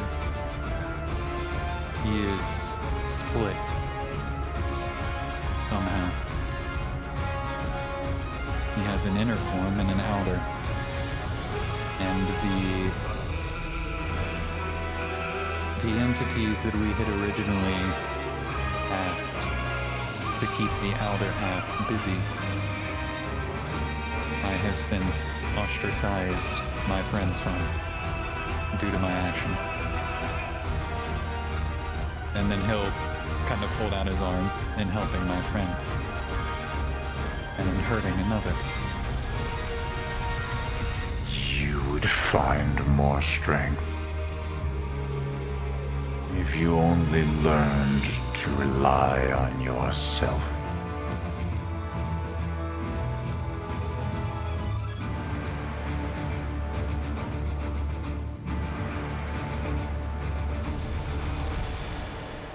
In what way? You speak of losing friends, helping friends, abandoned by allies. If you would but hone your own strength, rely on yourself, I dare say you would not have walked into this place to your demise.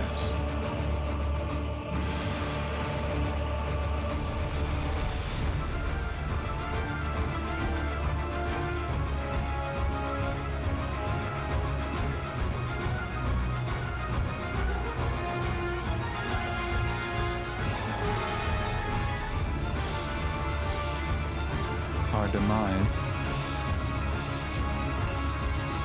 The horse will stomp lightly, as if responding to you.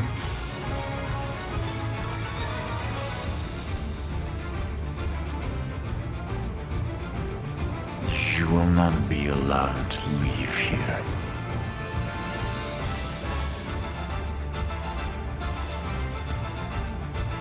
I see no reason to allow it. Not when I can feed upon your fear.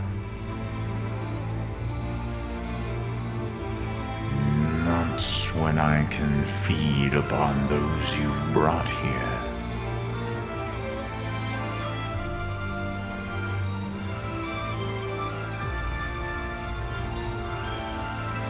The ether. It is heavy in them.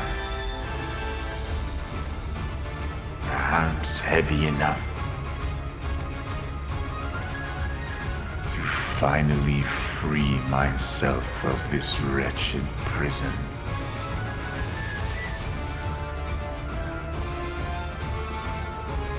And if freedom is all I desire, you have hand-delivered it to me, then there is no need for me to treat with you. Is there, warriors of light?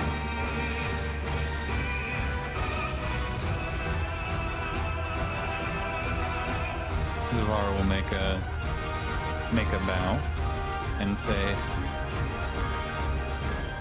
"But what if we could both get what we want?"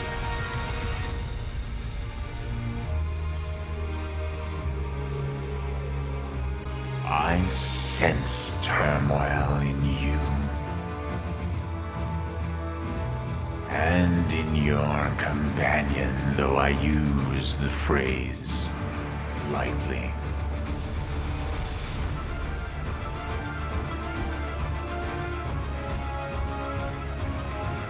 I don't believe even you know what you want.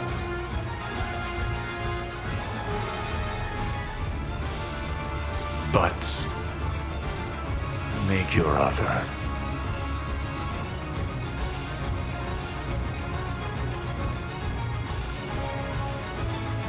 May I ask what you would do if you were freed?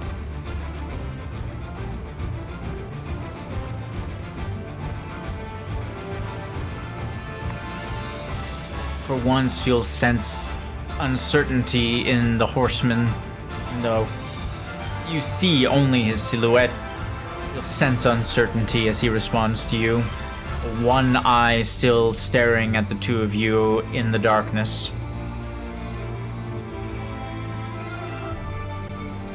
I grew up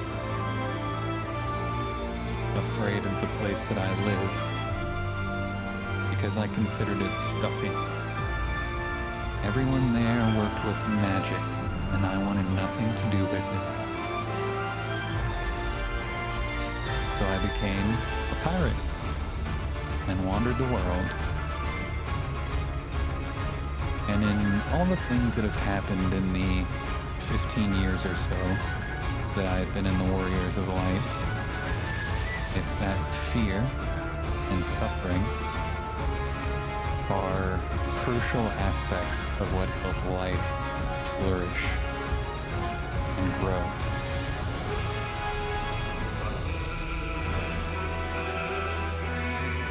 To Lord Odin, I think fear has a place in this world.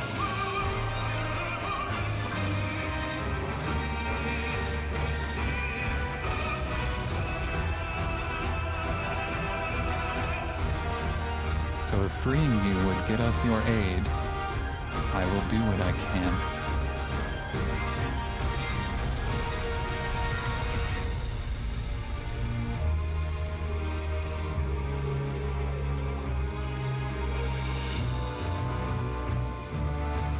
The horseman will hesitate.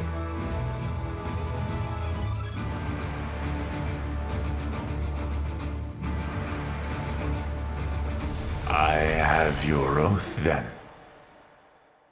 You will free me from this circle. And in return, I offer you my sword.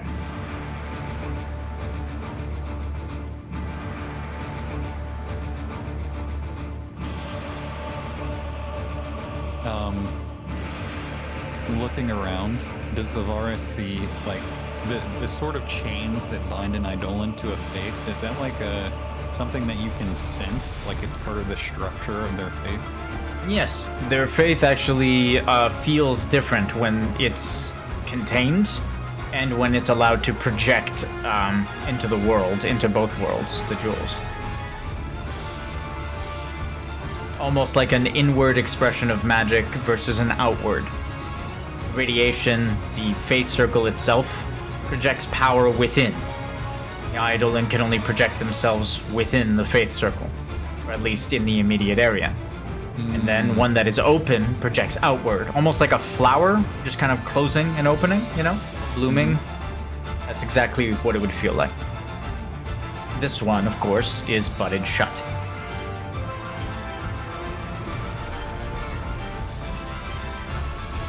Okay. It's the standard. There's nothing unique about his prison. Okay.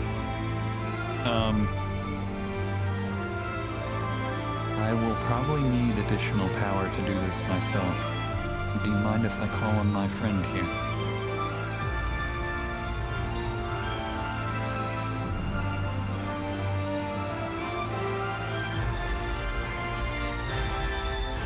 He'll sheath Zantitsuken.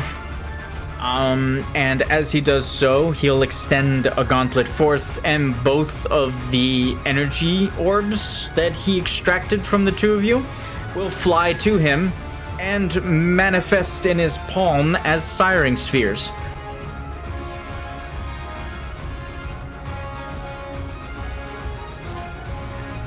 Temporarily unequipping you both from your primordials. He'll take the spheres and just kind of pocket them into his armor.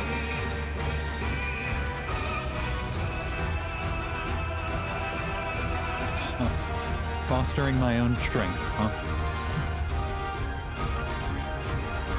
Indeed. I have a unique ability.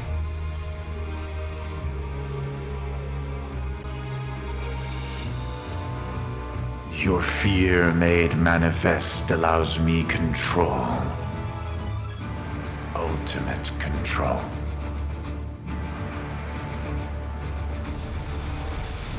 You fear, both of you, letting down the ones who care or depend upon you.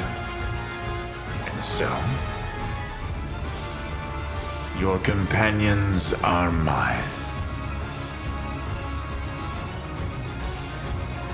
Should you not uphold your oath, they will remain mine. Primordial or not, it does not matter.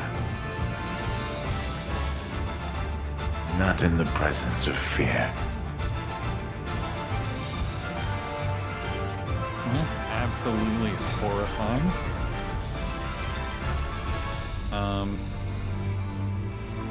Zevara will look at Lumi. You should have. It is horrifying. He also has a cool backstory that I've repeated like 8 times. That allows him to do this. It's not just his faith. Imagine if your greatest fear would have been a giant spider. It would have been pretty scary. Yeah, I can see that.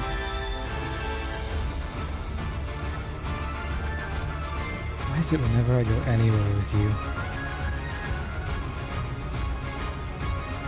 Let's just get this done.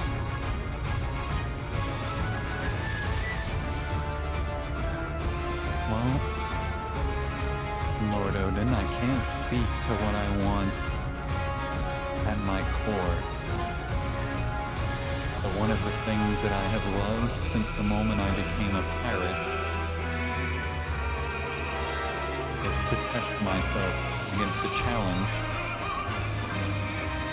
Let's see if I can fulfill my end of this bargain.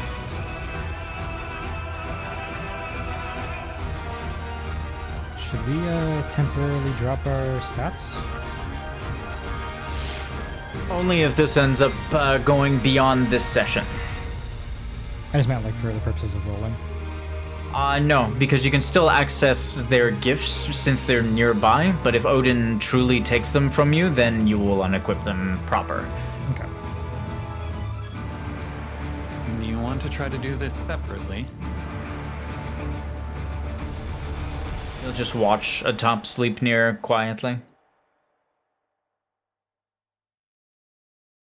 It's his challenge, why don't you ask him?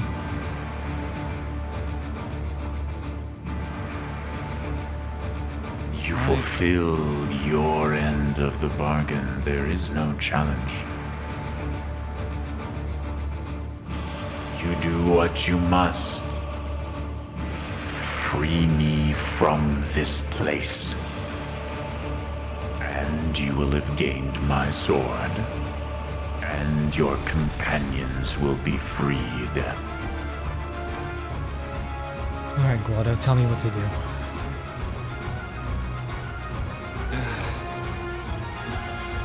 I'm sure this is a terrifying thing to hear me say.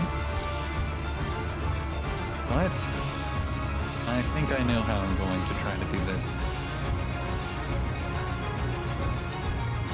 Just feed me power, and I'll see if I can use it properly.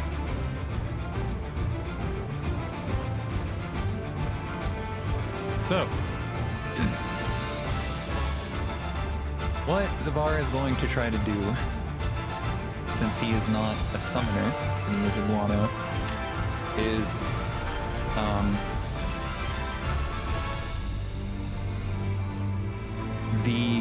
the sort of opening and closing of the Fayth is like a natural thing, right? Like it would hurt them or something if the act of opening their Fayth was counter to what, it's a stable thing, right? No. If you apply too much power in the wrong place, you can try and alter the fate, which would be painful, and if they allow you to do it, would change the Eidolon. If you do something that is painful to Odin, chances are he'll resist it and demand why. No, I don't want to do that. Basically, like, the bud, as you called it, being open. Mm-hmm. Like, if all I'm doing is opening the bud, I'm not doing anything painful to him, right? No. If all you're doing is opening the Fayth, then no. So, in that case, since Zevara is a priest, he'll picture all of the, like Lumi pointed out, the lines of the Fayth. He'll picture all of them as like prisms focusing power on the center of this circle, onto the soul that's in the center. And it's kind of keeping his manifestation within the circle. Like it's being focused in the center, and there's a circle of mirrors that's like bouncing all of this light back towards the center. So he's going to picture those mirrors like almost like a solar farm. Like picture all those mirrors like folding outwards and making like a laser beam. Instead of pointing towards the center, it's pointing outward, up and away from the Fayth.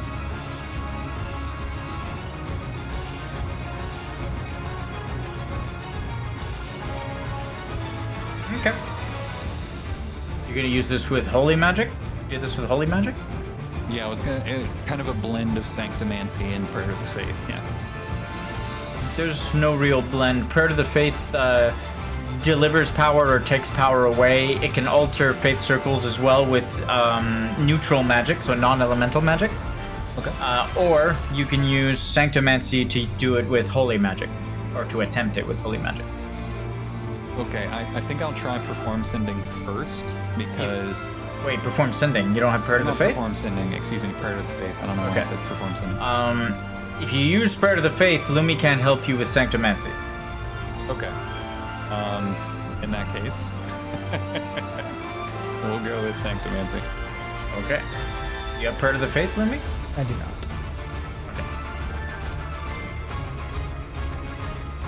So you're using holy magic to do this to this dark aligned circle, right?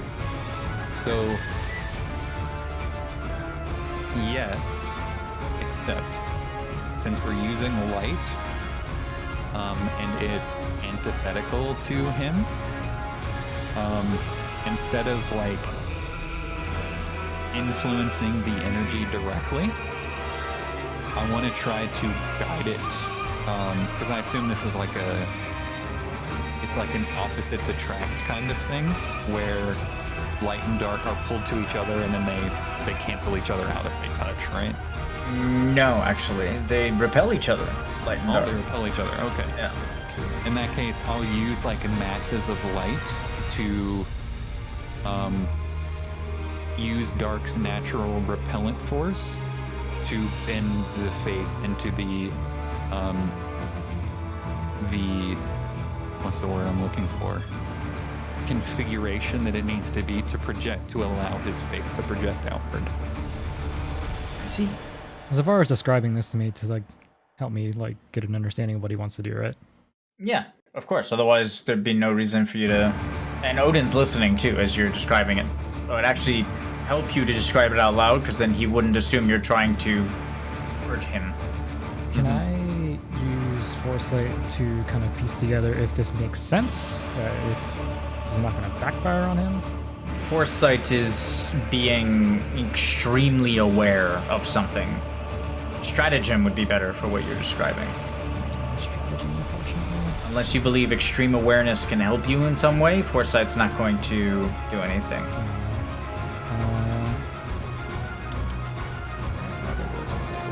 Okay, never mind. That's it? Sanctomancy rolls from both of you.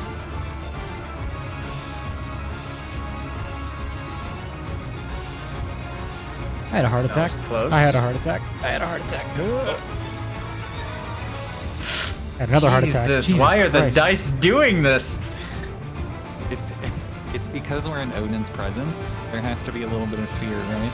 There.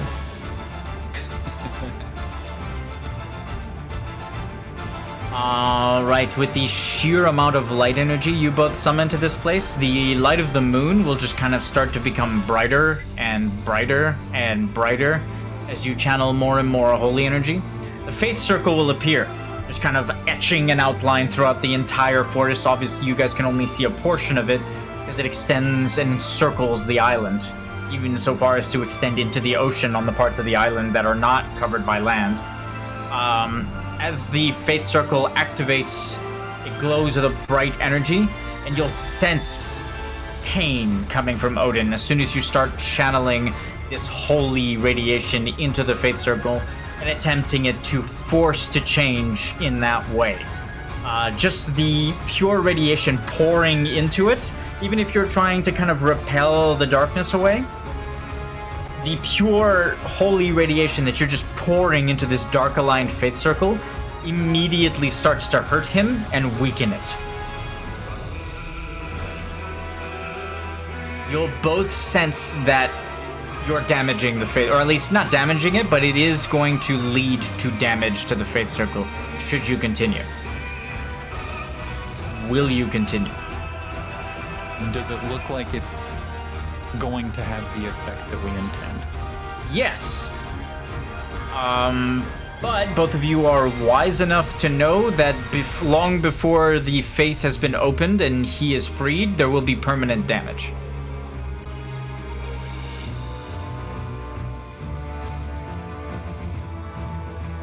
That is to say, you don't know if he's going to have if he's going to let you do this too. I'm letting you guys decide now if you want to keep going or stop. We have to find another method, Zevara. Zevara will drop it once he realizes there's going to be permanent damage. Likewise. Okay. Sleipnir will stomp the ground, not angrily, but just kind of restlessly as Sleipnir adjusts himself, and Odin tilts his head in the dark. Zevara will say, alright, let's try it this way then. How about, in honor of our observer, going for the surgical cut instead of the brute force one? So Zevara is going to look at the Fayth circle below him, and this time, instead of trying to brute force it, he's going to try to feel like, with his new, even though he doesn't quite understand fully, his new appreciation of like Fayth runes and how Fayths are built, with his history as a grotto, he's going to try to feel the structure of this massive circle. Because like every, he used the image of a flower bud, and I think that's what he was picturing, but he was picturing like a certain kind of flower, like maybe like a rose or something. And he'll think that, like, I'm trying to open it without knowing what type of flower it is. So I'm going to reach out my awareness to it and try to feel the structure of it, to see if I can gain some sort of insight on how to break the chains. How do you want to reach out your awareness? Spread of the Fayth? Yes. Okay, go ahead. As you return to trying to do this, Lumi, you'll observe Odin take out Wisp, the Siring Stone, from his cloak and just kind of observe it in the moonlight. He just kind of looks at it. He's not even being menacing. It looks more like a curiosity as he just kind of stares inside it. Just kind of holding it up to the light.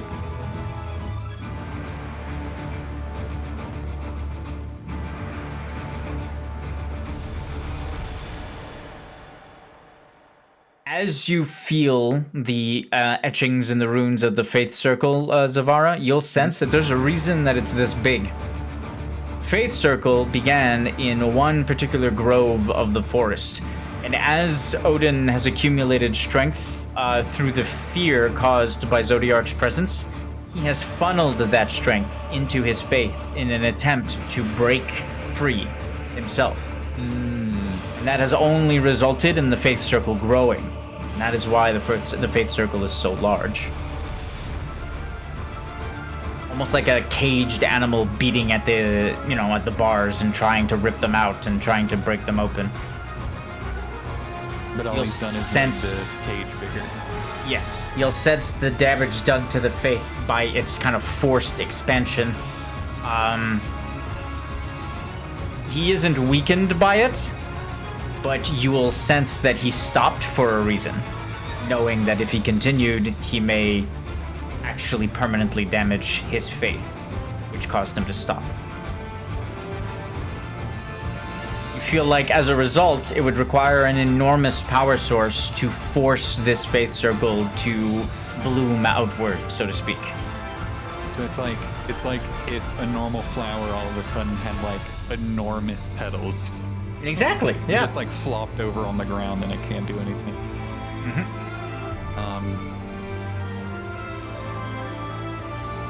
After a few moments of observing Wisp, he'll pocket Wisp again and produce Eden and look at the Siring Sphere.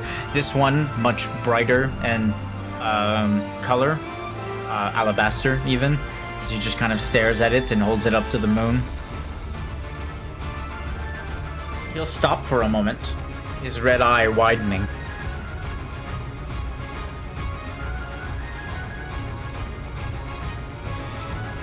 It'll kind of cause him to look at the Siring Sphere closer for a moment before he shakes his head and pockets it again.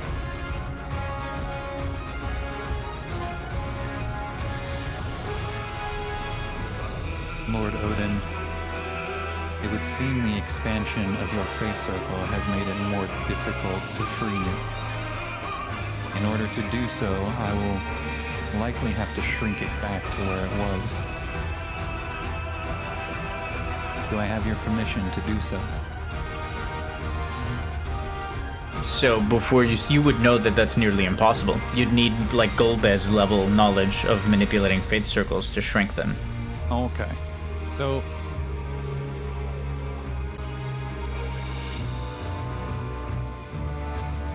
You'll either need an Aeon Soul, a Novan Tear, or a source of power to help you kind of break the chains of this place. Sufficient enough. Like a Fabula Nova crystal. right.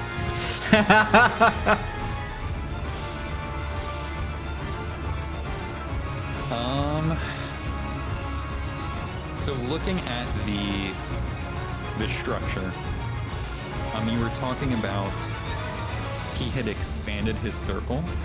So Yes. using Zevara's sort of knowledge about how, even though as slapdash as it was, how he constructed the Fayth tree, could I examine the runes and the bonds of his Fayth circle? Now I imagine that they're like elastic to a degree, which is what allowed him to expand this far without damage. Can I examine the runes and the bonds themselves to see if I can gain some sort of sense for if I can kind of like you can stimulate a muscle to get it to contract, to see if I can cause the face bonds to pull in on itself, and kind of utilize its own energy for that it's So, been gorging on. again, in order to create that kind of reaction, you'd need a powerful pulse of magic. Even if it wasn't sustained, as if you were like altering it yourself, you would still need something the size of this Fayth circle, which you cannot produce on your own, without using your advanced magic, which just so happens to be the counter alignment and damages this Fayth circle. If you're trying to use Hymn of the Fayth, wait, do you have prayer or hymn? I have prayer. Okay, if you had Hymn of the Fayth, you'd be able to affect Fayth circles on this scale. So I was thinking almost like acupuncture.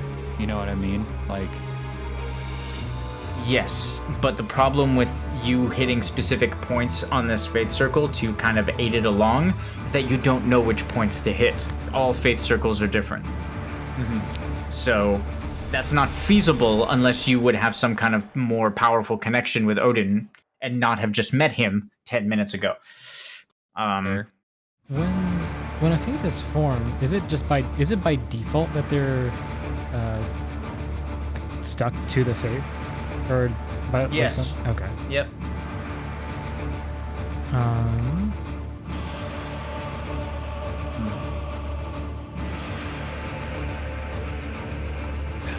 Power.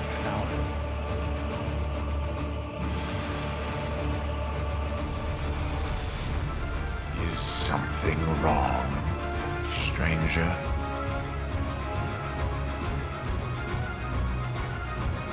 Trying to work out a problem.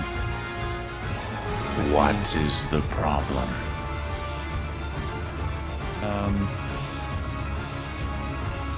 Zevara will kind of hold out his hand palm up with the fingers touching. And he'll say, normally a Fayth circle is like this, and to open it, you just have to open the fingers. But with the expansion to your Fayth circle, it's like the fingers are lead. And much bigger. So I'm trying to determine how to get them to open without causing permanent damage to your Fayth. Twould me my wretched luck. My attempts to free myself would only imprison me further.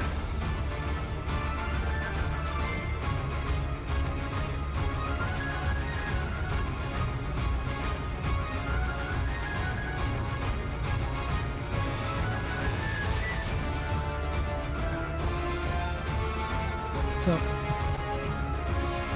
would you say that the Fayth circle expanding is akin to, like, you said it was like an animal trying to like bash on the bars of its cage, right? Could I try to use leaning to see if any of those like areas where he bashed into it, quote unquote, are weaker than the rest? Maybe a point where Zevara can focus his magic to try to free him? That makes no sense. He's not trying to break the Fayth circle. If you're looking for weak points in the Fayth circle to break it, you're gonna do permanent damage to the Fayth. You're right. He's looking to kind of alter it. But the problem is Odin has made it larger, which means it needs to be altered on a bigger scale, one of which Zevara does not have the strength to manipulate, especially not with holy magic. If you had a companion with dark magic, cosmic magic, earth magic, something more aligned to Odin's magic, then you could potentially do it. And funnel your light into that companion so that he could convert at a loss and use the magic himself. Or herself. But right now, you're both entities of light. Well, talk about facing your fears. I have a potential solution. I just don't like it. What is it? So,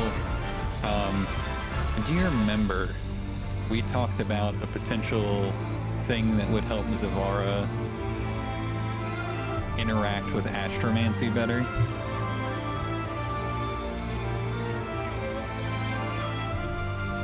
Whoops, my bad. I did that.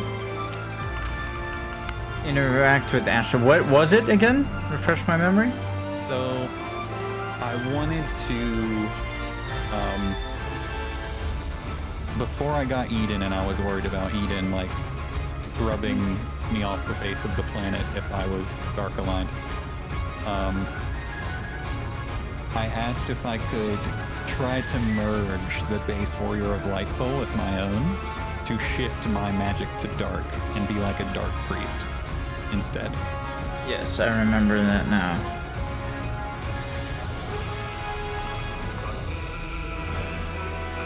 No, it didn't work. So, I told you that wouldn't work.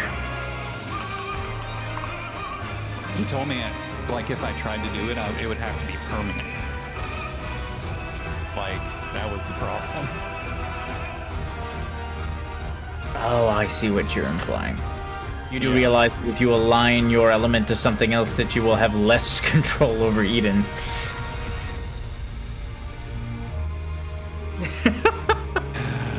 I mean, I'm that's just what you saying. fear, right? Yep, that's what I fear. No, well, that's not what you said anyway. You said you fear losing Eden, or letting down those who rely on you, or being alone. Those are the themes that were presented. Yeah, but part of that would, like, his initial fear is that if he was dark, then he would be kind of walling himself off to a degree from Eden. And he didn't want to do that. But You can also ask a companion to come to the forest and aid. You are potentially giving him another hostage, but yeah, the only person I can think of that would have relevant power here would be Trevos. is Paula available? He is not in right now, and I don't know if I'd feel comfortable having him risk Ifrit. I mean, it only risks Ifrit if that's the fear encompassing the. Well, to be honest, it would be actually. Even if he tried to convince me, it wouldn't be.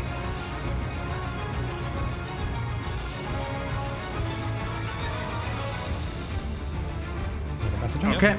In that case, if there's no other solutions, then I'm going to. Odin will have you leave the forest with your lives, and he will hold onto your companions until you fulfill your oath.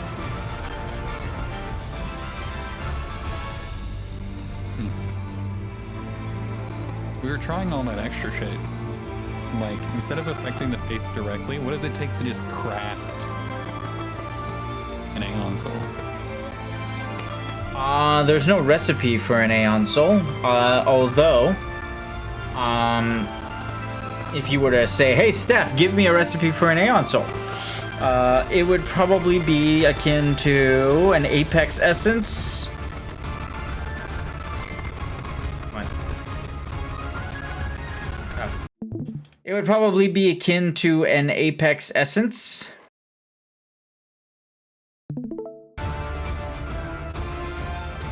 Apex Essence. Where the fuck am I? What'd you say? Thunder just messaged in chat saying he thinks Zell might have an Aeon Soul. Can you push me a sheet? I can look. Yeah, it's not just.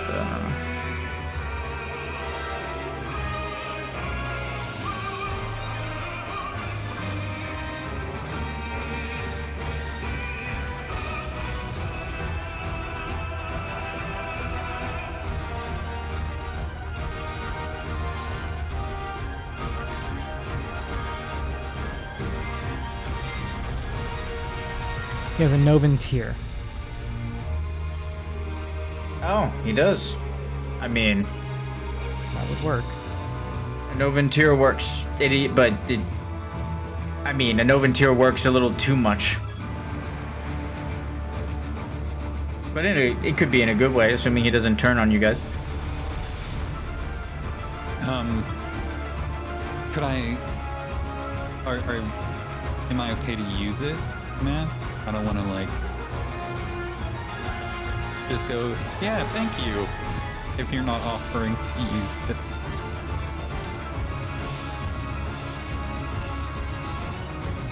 Wow.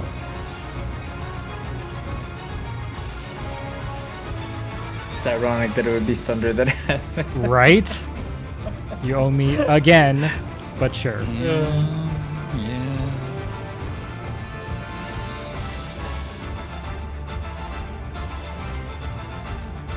I need to put a new page in my diary for shit I owe Matt.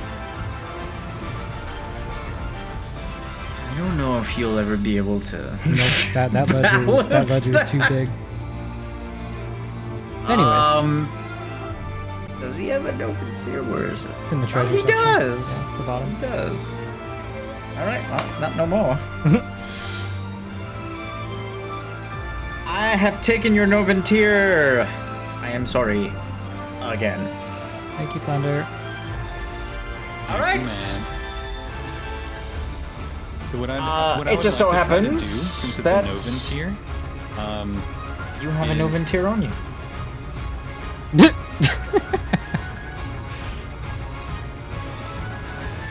What do you want to do? with the Novan tier, what I would ask is, I would,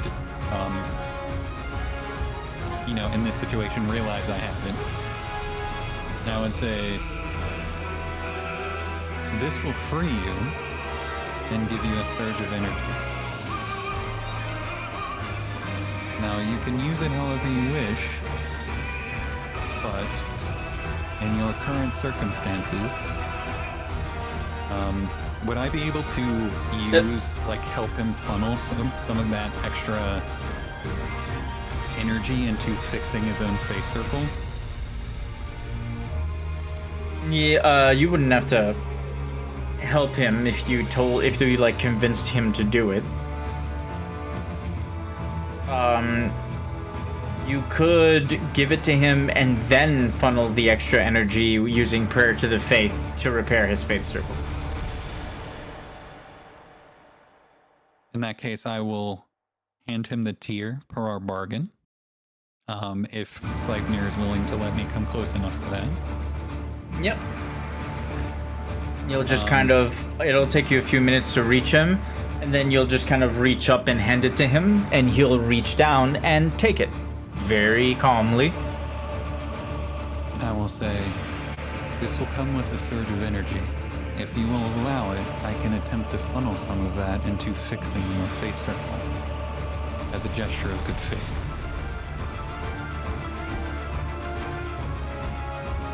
Roll persuasion. Buffered. Persuasion.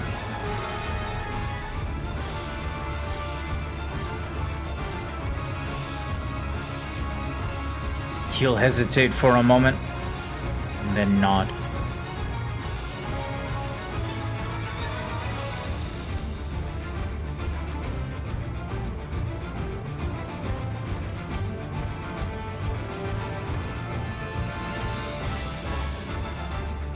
After he nods, he'll reach into his armor and he'll produce the two spheres, which will once again become orbs of light that will float to your forearms and return to you.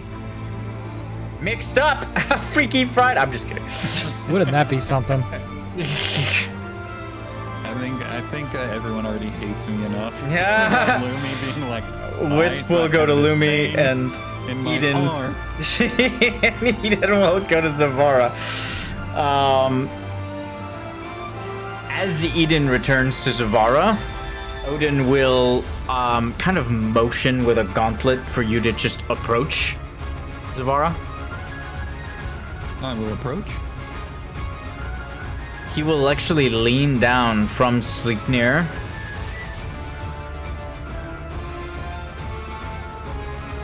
And like, Lumi can hear him. It still reverberates across the forest, but it's quieter.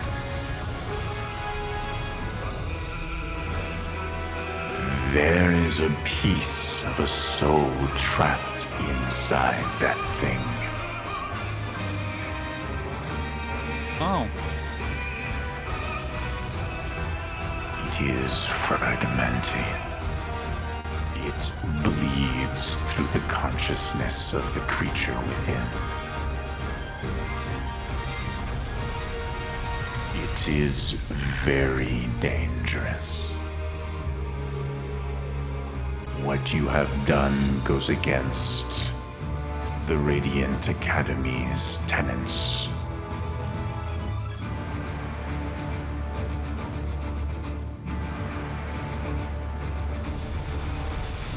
Do you mean to say that there's the primary soul and there's a second one in there that's fractured? The souls have collided. There is no way for me to tell which is which. But higher souls were not meant to exist in such proximity.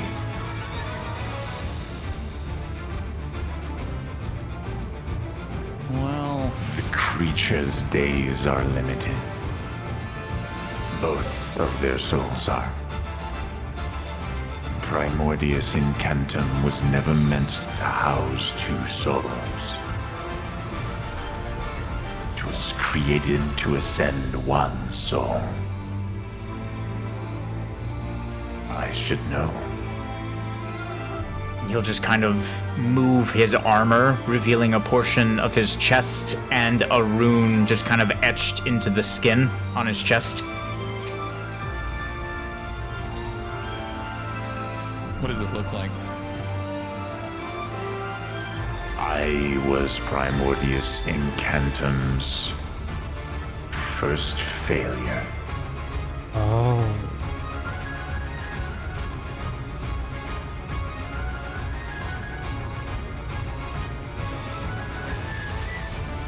My soul was not strong enough.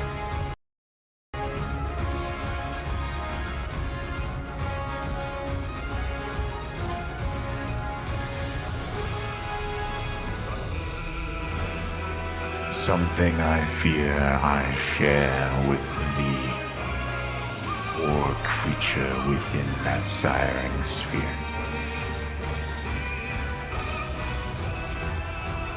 He'll nod his head solemnly and perform a Lunarian salute.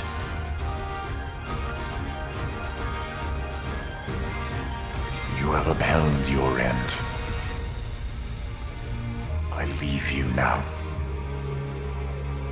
And he'll take the Novan Tear and he'll shatter it in his hand, absorbing the energy into his faith and freeing himself from this island.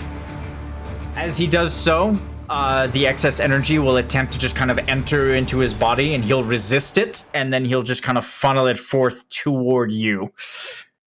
All right. I'm gonna, I assume, prayer to the faith to try to shape. Hurry up! Yes! Yep. All right. I'm just kidding. Then he kills him with a nat one? No, okay. You funnel the excess energy into the Faith, very meticulously allowing it to float through the different runes that make up the island and fortifying the pieces of the Faith that have become thin and frail due to the repeated blows to the walls. The Faith is now completely restored. You'll see him shut his eye for one moment, and after a while, he'll inhale. And then he'll grab a hold of Sleipnir's reins, give it a quick whistle, and Sleipnir will gallop and take to the skies and disappear into the night sky. As he disappears... Oh shit, what did I do? Did you... What did... Please. Okay, I'm good. As he disappears into the night sky, shimmering in your hand from the forest, and you'll, in the palm of your hand, a sigil with a kind of a blade cleaving through it will appear. Okay.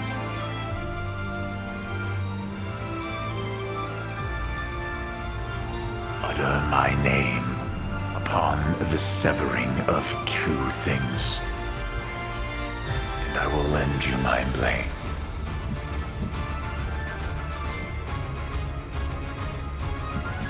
And then the sigil will fade and disappear into just energy in your hand.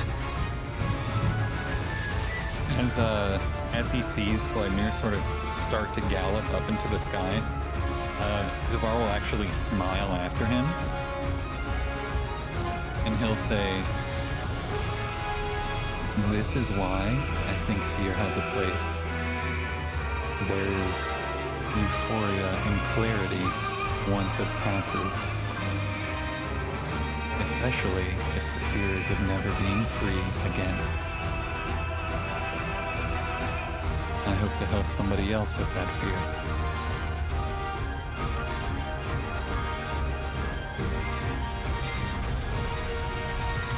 Well, good job. Well, he's terrifying, huh? What do we do if he did? Fucking, like, oh, by the way, we just Large Hadron Collidered two souls together into this faith. You can probably guess what happened. The soul was ejected. It was going to kill Lumi. Eden's instincts kicked in. An impenetrable barrier protected Lumi, and it ricocheted, and the soul flew into Eden. Mm-hmm.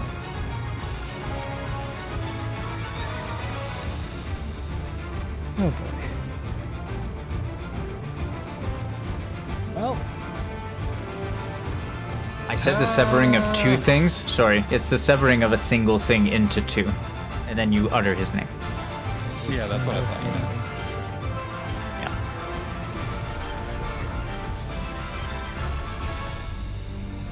Yeah. You literally just carry, like, one of Rin's business cards. I was about to say, yeah, just carry a piece of paper.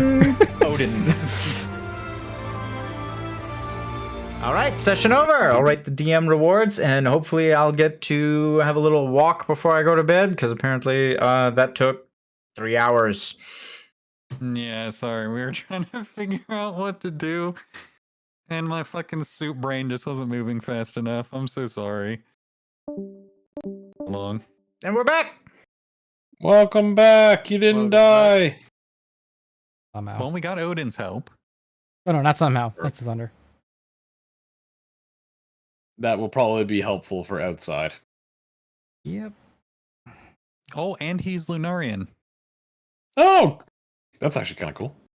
He was the first primordial failure. Failure. Ooh. His soul Oh, and was not we strong found enough. Spiritus's soul, by the way. Yeah. Oh, thank God. Don't say that yet. Thunder. Oh, thank God. You're setting your expectations too high. You want to take a guess where it is? If you weren't listening. Was that the thing you were talking about Lumi's trying to like attach to Lumi? So He sensed it on me, yeah. But what happened was when Eden transformed, Spiritus's soul shot out of him so fast that it was going to kill or severely injure, probably kill Lumi. Okay. And in his first moments, Eden reacted, created a shield, and the soul bounced off of Lumi at such speeds that it collided with Eden and fused with him. So now he's a primordial built on two souls that are fused together. Amadaros no. is gonna be pissed. No fucking wonder he Oh doesn't know my who he God. is. Like, holy shit. Poor guy. God. If she didn't want to kill it before, Yeah. Oh, she's gonna be mad. She's gonna be very mad. Yeah, but now we can't. Oh no. Don't tell Zel. I was gonna say Zell has to go tell Amaterasu he can't do his promise because Spiritus is in there. That would Oh, nullify no. the agreement. It's true. Yeah, but that could Did nullify. Easter her just promise fuck as well. Thunder again? Yeah. Dude, I just Damn, that got was a cool quick. sword, and I just got a sire, and you're telling me it's gonna be gone, and Steph didn't even get to import it yet? Like, what the fuck is this? New record. The speed of which Easter just kind of like looks at Thunder and goes, no. Is He's like, like, nah. Hey, that's cool. No. I didn't Dude. do that. I'm just gonna say, I'm just fucking helping you, right? Like, I'm trying to help so bad. stop helping! Stop helping! Stop helping me! it's the Jarvan meme. Help Zodiark! That's so fucked up. That's The actually ironic hilarious. thing is, one of the theories was that he's sundered because he's actually like malformed in a similar way. So I was like, one of my first thought was like, I can fix him. My Oh, god. no. Please. Just to be clear, Odin is not a primordial. Oh yeah. Okay. No, the he's just Primordius- a high mythic. Yeah, exactly. Primordius Incantum did not work on him. It was like an early test and he failed. Hold on. Poor guy. Can we just pause for a moment? No. One of their first attempts of making a primordial was the primordial of fear? What the fuck? It's true. It's true, yeah. And you guys saw what he could do as a mythic? Did anyone did the viewers see it, or was it just the people in the session? Did y'all see it? Of him ripping out there and basically controlling them as puppets? No, he Like- has absolute power over whatever your fear is. Oh. Mhm. So that's why that happened. Like, Both 'cause I their knew he fears took- were losing their companions. So that's so- why he was allowed to. He was able to force unsire Wisp and Eden and hold them hostage. He's a pretty good weapon against Zodiark. What does Zodiark fear? That'd be a good thing to figure out, because if you can have Zodiark consciously admit a fear of something, then Odin would have power over it. He might know that though. He'll know who Odin is. So it'd have to be a That's- before. Also true. You would know who Odin is. Odin was the one of two failed experiments Two. before Primordius Incantum succeeded. Was it Ragnarok the second? So I can't tell you who the second is, because then it'll be like, hey guys, I have an idea. Let's go talk to the second one. Oh no. I'm just going from like It was me. Force You guys of finally myth. found my secret backstory. I like of all the things that we've heard. I mean, think Like- of what the Lunarians would do. It's okay. I can give you this because you guys should be able to kind of piece this together at some point. If they were going to make a primordial of fear, right? They didn't What would the make hope. counterpart be? Something like clarity. They didn't make or hope though. So it's the counter of fear that's not hope. No, Bravery? hope would. Well, hope in kinda counters fear, but it's not like a direct counter. I don't know bravery. A primordial of bravery. Courage? Yeah. Courage. Yeah. Courage is Courage. the most clear counter to fear. Who would represent courage more than anyone else?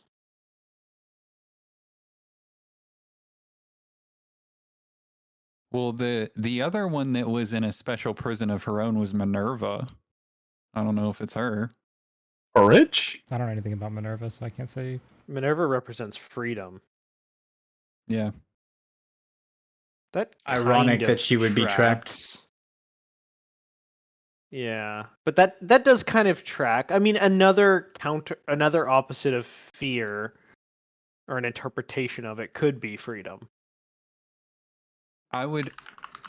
Is there? What about knowledge? Because knowledge is the. No, Mm. knowledge and fear don't typically. If no, you're having talking knowledge. about if you're talking about fear of the unknown, knowledge does counter it. No, the fear of the unknown is based on imagination. It's not based off of simply not knowing something. Yeah, that's fair. All right, we have another one ready. Oh no! I don't know. Courage. Carbuncle's pretty brave. That's what I was gonna say. Actually, that's what I was thinking. I was like, Carbuncle seems.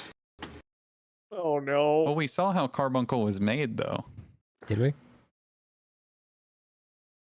Yeah. Did Madeline Meh. make Carbuncle? I Yeah, thought yeah. You Phoenix- guys saw Phoenix how made him, Carbuncle was didn't he? made. No. Why are we getting an alt to framework? It has rubber. To the in Idaho it, so enlist. I'm like, no. Like, you're literally Yeah. adding rubber, halving steel. Why would anyone want that? Because when I think of things that No, I don't think that's that good. would be a failure, Rescan? Reroll. I think of things that are like were specially imprisoned by Madeline for being too powerful. I didn't necessarily think of the counterparts like you guys. Uh-oh. I mean, that's okay for heatsink, but It takes copper out of the equation, which I'm at E now. could be helpful in the future, not helpful in the warehouse. Nope. yeah, but do you want aluminum beam? Like, Not really either. I want a free reroll I know, right? again. I'm gonna go heat exchanger, I think. Yeah, Just might as because well. it follows that plan of like using copper Yeah. only for quick wire. Yeah, eventually. So let me get this straight, Steph. The soul bounced back with such force that it shattered part of the tree, but by some miracle, it's like feeding into itself. Like light's just leaking can't- out of it and going back into it. I can't explain what's happening. That kind of like counters the purpose. Okay, I'll have to look at it myself. Fuck, you got me like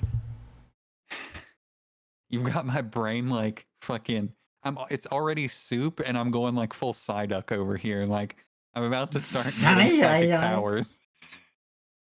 I mean, my interpretation is that because there's two souls trapped in the tree is compromised, and like we assume it's Spiritus who's leaking out, quote unquote. But because the Fayth is trying to keep itself together still and like survive, it's keeping him in. Because I think it's maybe something like if he does have enough like force to get out, it'll break the thing entirely. Yeah. So what do we do? Well, I might have to like look at it myself and figure out what the fuck is going on. Because Zevara's gonna be like, 50 question marks visible over his head. Like, okay, every creature that I talked to today, including the foremost summoner second foremost summoner of our time, talk to me about what the fuck is going on with Excuse me.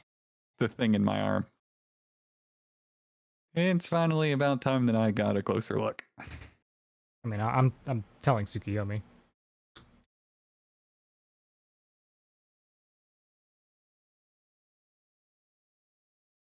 It's true. They have a session on Saturday. God damn it. I have to talk to Miss again. She said something in session announcement about like, possibly doing it earlier, but I know we kind of can't do it earlier because you're working. Session announcement.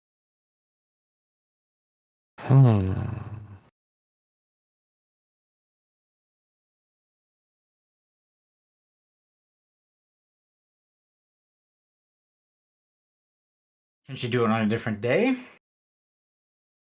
Tomorrow? It's 3 days in a row of sessioning. That's why I didn't want to bring up tomorrow.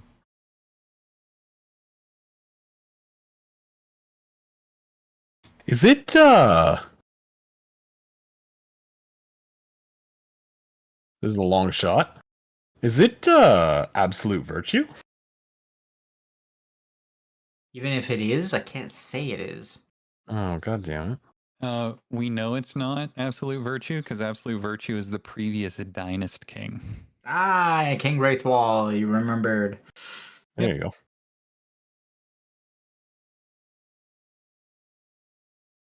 I don't know what Valifor represents. I know he got awakened, but I know. I'm trying to Valifor think could be of Valifor. counterparts to fear. Because courage. Could be Valifor. Fits. I feel like Valifor and Courage are not. Courage is the That far phoned it in off. answer, yes. Yeah. Determination, maybe? I'm not saying this is it, but if you asked me, I'd be like, fear has a lot of counters. You know what I mean? Yeah, Like, it does. you Oh, can yeah. say courage. There's a lot of types of fear too. I that- agreed with, yeah, but we're talking about fear as a blanket. I Types agreed of with fears, yeah. I agreed with knowledge because usually knowledge kind of dampens fear. I don't think it necessarily gets rid of it because fear comes from somewhere else, and knowledge only just kind of like dampens it in the sense that if you you can kind of makes repel it it more with it. manageable. So there's knowledge, there's perseverance. You can even like argue that like adaptation or evolution can resist fear. It's not Abaddon. Another thing that completely counters fear is truth. Ooh, truth might be a pretty good one. So there's a lot of different things it can be. So it's I tough just to don't- like zero in on it just based on like the counter because it depends on my interpretation of it at the time. Yeah, true. I just don't agree with knowledge. Like I understand your guys' reasoning. It's just I can't like I'm scared of heights. I understand the ladder's secure. Doesn't make the fear easier. Doesn't You're right. change anything. Yeah, you're right. So Is it? I didn't why I say just- it got rid of it. I said it dampened it usually. no, But it doesn't apply to dampen it. everything. I know the ladder's not working. It doesn't do anything. So if you had, so it does though. At least it arguably it doesn't get rid of the fear because the fear is irrational, which is why I argued that knowledge helps, but it doesn't get rid of it because usually fear is irrational, or at least the toughest types of fear are usually anyway irrational. But Mhm. if you're on the ladder and you're scared of heights, right? And you were given the absolute knowledge, perfected, unquestionable knowledge that the ladder in from here to the end of time would never fail you, it would manage the fear, and that's what I mean. I know. I still don't agree because I think that knowledge, its whole point and solution is to manage the unknown or give you understanding of things you don't. Fear by its nature is irrational and it doesn't make sense. It just happens. So I just don't agree that knowledge is like it's fine. You can use it as an example, and I'm not saying your interpretation's wrong. I'm just saying I don't think it's the right one. Imagine how much worse it would be if you didn't know the ladder was secure. It literally doesn't change it. I don't want to be honest. Of course It might not does. for you. That's You fair. it adds you okay. You have someone who knows it's not going to fail, and then you put someone exactly identical to him next to it, and you say, you know what? There's a pretty good chance it'll fail. Okay, I'm that's a pretty good, yeah. sure Like a one of 50-50 those two example. people Yeah. is going to be more scared than the Yeah, other yeah. one. That's But true. like That's true. I do agree with you. It's not a complete counter. Like I said, it's just a deterrent. And Yeah. and you're right. If you were going to completely pick an opposing factor, I wouldn't pick knowledge personally, because even though it does fight it, it doesn't eliminate it, and it's not something. Now, if you were to say something like courage, right?